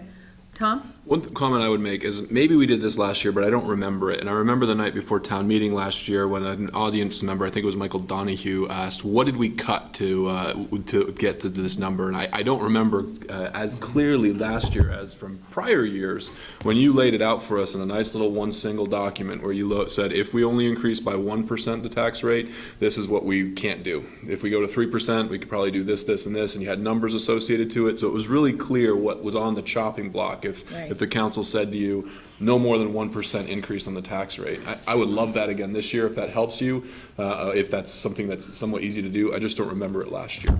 So no, I don't know if we've given guidance yet on what we can sustain for a percent increase this year, but giving us those scenarios of what 1%, 3% versus, as much as 5%. I think what we would like to do, Tom, is we would like to come in, we understand the concern about what the taxpayer can carry. The tax rate now is 2.059, all right? Without any, property tax adjustment, it's just a raw number of value to value, right? And that includes education. I didn't mean to interrupt you. I'm sorry. No. So the question is, from a South Burlington perspective, what part do we play in making sure that we don't become like Winooski, Middlebury, Burlington, right, which is at 2.8 right now? Do you want to be a 3% tax rate town in Chittenden County?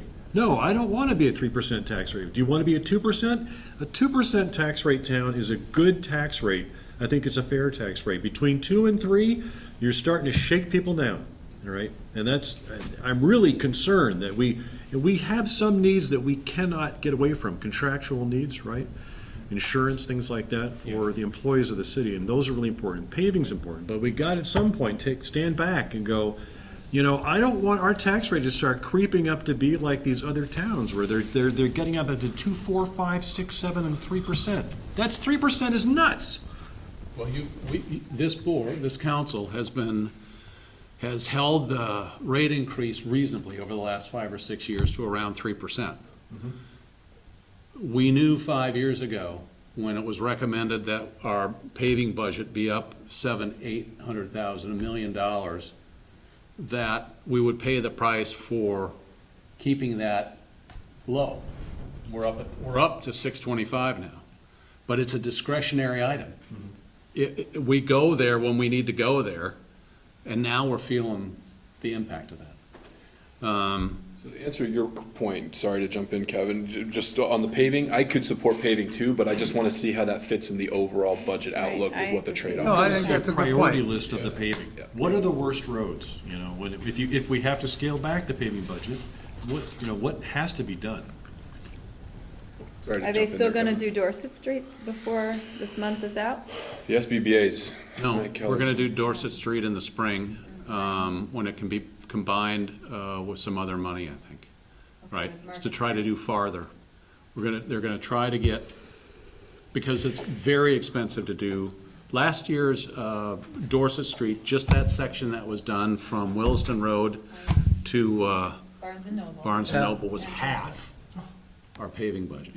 Why was it? Because of nighttime? They went down, Nighttime, yeah. different type of material that has to be used there because of the stress on that road. Yeah. It's very old. The width. Yeah, that's probably 40 years old, right? It's not just 30 years so- old? Yeah. We just look at what, the section from Barnes and Noble then to Healthy Living and recognize that it costs a lot of money to do that. Now, Justin thinks the mix can be a little bit lighter once we get past Market Street. Still, it's a very expensive section, and there's a lot of demand for us to fix that, in addition to the other paving demands that are out there. So we would like to come back to you with a budget proposal that incorporates this in, and maybe some ideas about how we approach it in the budget and with the voters. But we just feel it's time for us to, as your administration, it's time for us to come to you with a budget that we think is respectful of the taxpayer, but meets some of these needs that have gone unmet. And then it will be up to the council and ultimately the voters to decide. I want to see that budget, and I want to see, you know, what Tom said about Yep. if we were to take this much off, Mhm. right? If we were to do this. The other question I had was about the bridge over, is it Muddy Brook? Yeah. What's the timeline on that now? Did Williston approve? Are we able to? I'm not sure if they've approved yet. Yeah. I don't know. They were supposed to approve like a month or two ago, weren't they? I'll check Yeah. into that, Meg, get a note on it. I think maybe even this month. I know that those discussions are still happening because we saw Rick McGuire last week. And most of that, I think, will be funded out of, on the South Burlington side, will be funded out of the enterprise funds. But we don't have the exact cost on that yet, and we don't have the time frame. But it's going to be sooner than we thought because the culvert failed. So when can you come back with this budget for us to think about? What's the date, Tom? What's the date when we come back Was it on the schedule? early December? We have the CIP coming to you November 18th, and I think the preliminary budget, we were looking at the second meeting in December. The second meeting in December. Yeah.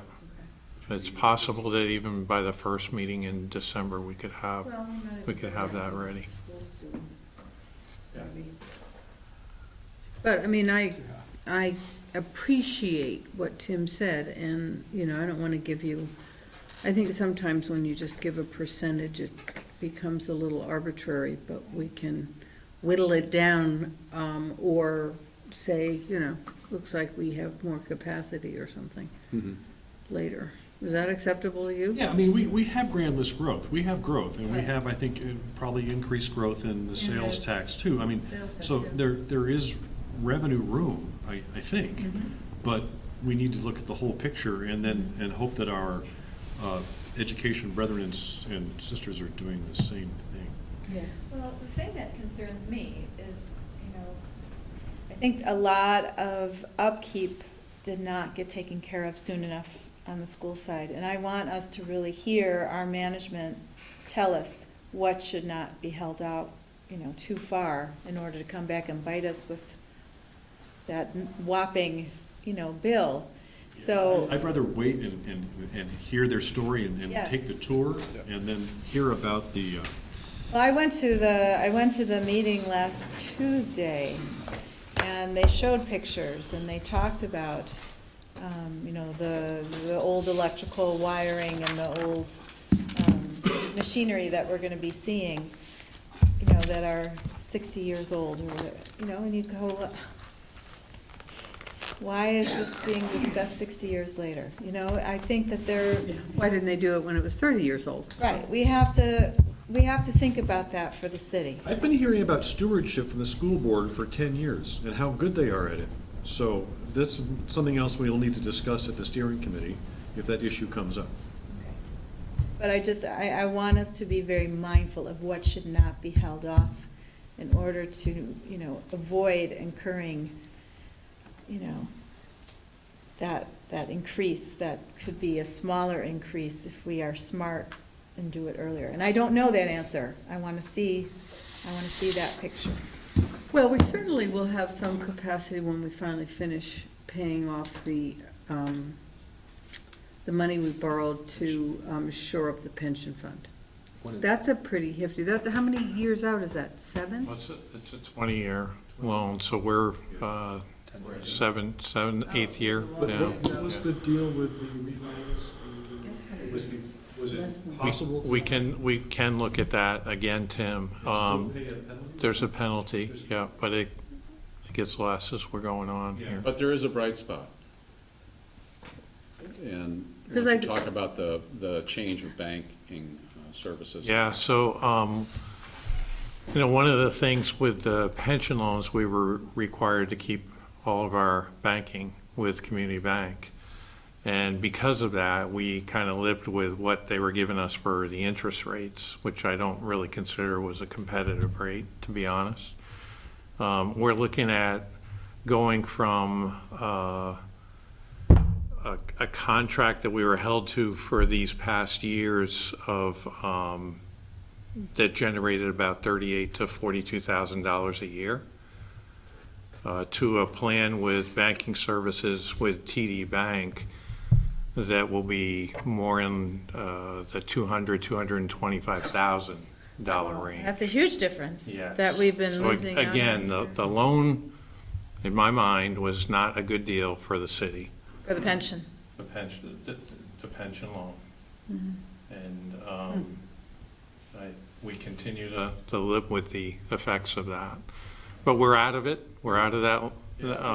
We're out of the being held with the banking services, and I think we've got what's a competitive rate. $1,000 is nothing to It's huge. lose that. It's good, but It's we huge. should look very closely at taking the hit and refinancing and come up with a scenario for that. Yep. And bounce it off of the increased interest that you're earning to see if long-term it makes sense. Yep.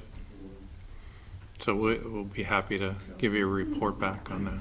But, well, Yeah, some I'm good glad news you're at thinking least. about it and Yeah. looking at that, because those are the kinds of ways that you can manage better, and then we can deliver on expectations of our residents without having to just always ask for more.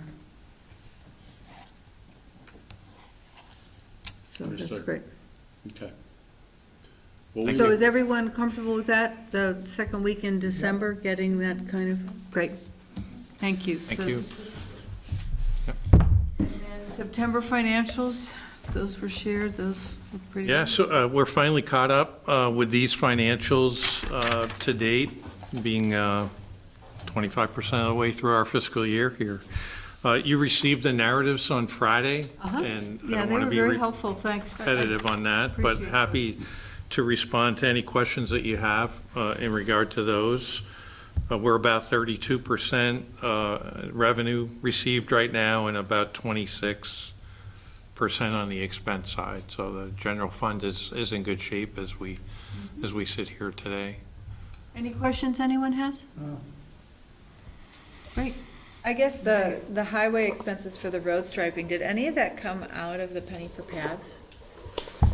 Or no? No, so everything that does, Megan, comes out of the Penny for Pass Fund, which is a special fund. And I think the committee's plan is, with Ashley, is to come before you and kind of give you an updated report, probably during either the CIP or during the budget cycle, to say, here's what's been spent so far, and here's what the priorities are for the next year. It'll be part of the CIP, but it won't be funded through the general fund. It'll be funded through the Penny for Pass initiative. And striping is a general fund. I know we increased. It's in both. It's in both. Yep. That's what I was wondering. Okay. Any other questions for Tom? All right, report from counselors on committee assignments. Has anyone been to any committees? I have not. I have not. Okay. Is there any other business? Tim? So, this is a minor thing, but I noticed that at least in the cider mill, the stormwater ponds were brush hogged in the spring after the milkweeds were this high, and then they've just brush hogged them again. So I don't understand, and before that, they hadn't been brush hogged in probably 5 years. So from an ecological point of view, I know it's important to maintain the edges of the stormwater ponds, but when you destroy the growth that's around it, first of all, I'm worried that there were, nesting birds in there in the spring that could have been hurt. Obviously, the milkweed grew back, but only half as high, so that provided half the habitat for the monarch butterfly. So just to pound it in is that I don't think we should be double brush hogging in the same year our stormwater ponds. And if we do it, maybe we should do it before some of the native vegetation starts to grow up in the spring, or we do it late in the season so it doesn't affect anything. Like do it in November when everything's died back and it's not really a problem and there are no animals. Because early spring is when they're nesting, so you want to wait No, until those little early, babies like, are. It depends on the bird. Well, according to the bird expert, who is the chair of the IZ Open Space, That would be Alan. yeah, you wait. You wait. So, I mean, but either way, you're gonna damage something. So the question is, I don't know what the best time is to do it. I would hope that, you know, our stormwater utility folks, if they're the ones that did the brush hogging, if they contracted, I have no idea. They would, like, ask somebody when the best time is for the environment to do that work. And then don't do it twice in a year, just do it once. I will find that out and get back to the council. Yeah, I don't know, maybe it was just a mistake, or... So a question I have, the three of us did attend that meeting that was held at Queen City Brewery, right? Yes. And I did take pictures of the various studies that the DRB was asking Burton to cover. Would you like to see that list? Or should I get it to you? Whatever you've got. All right. All right, I will do that. That's it. Okay. There being no further business, Motion to adjourn? Second. all in favor? Aye. Thank you. Thank you. Thank you, Kelly.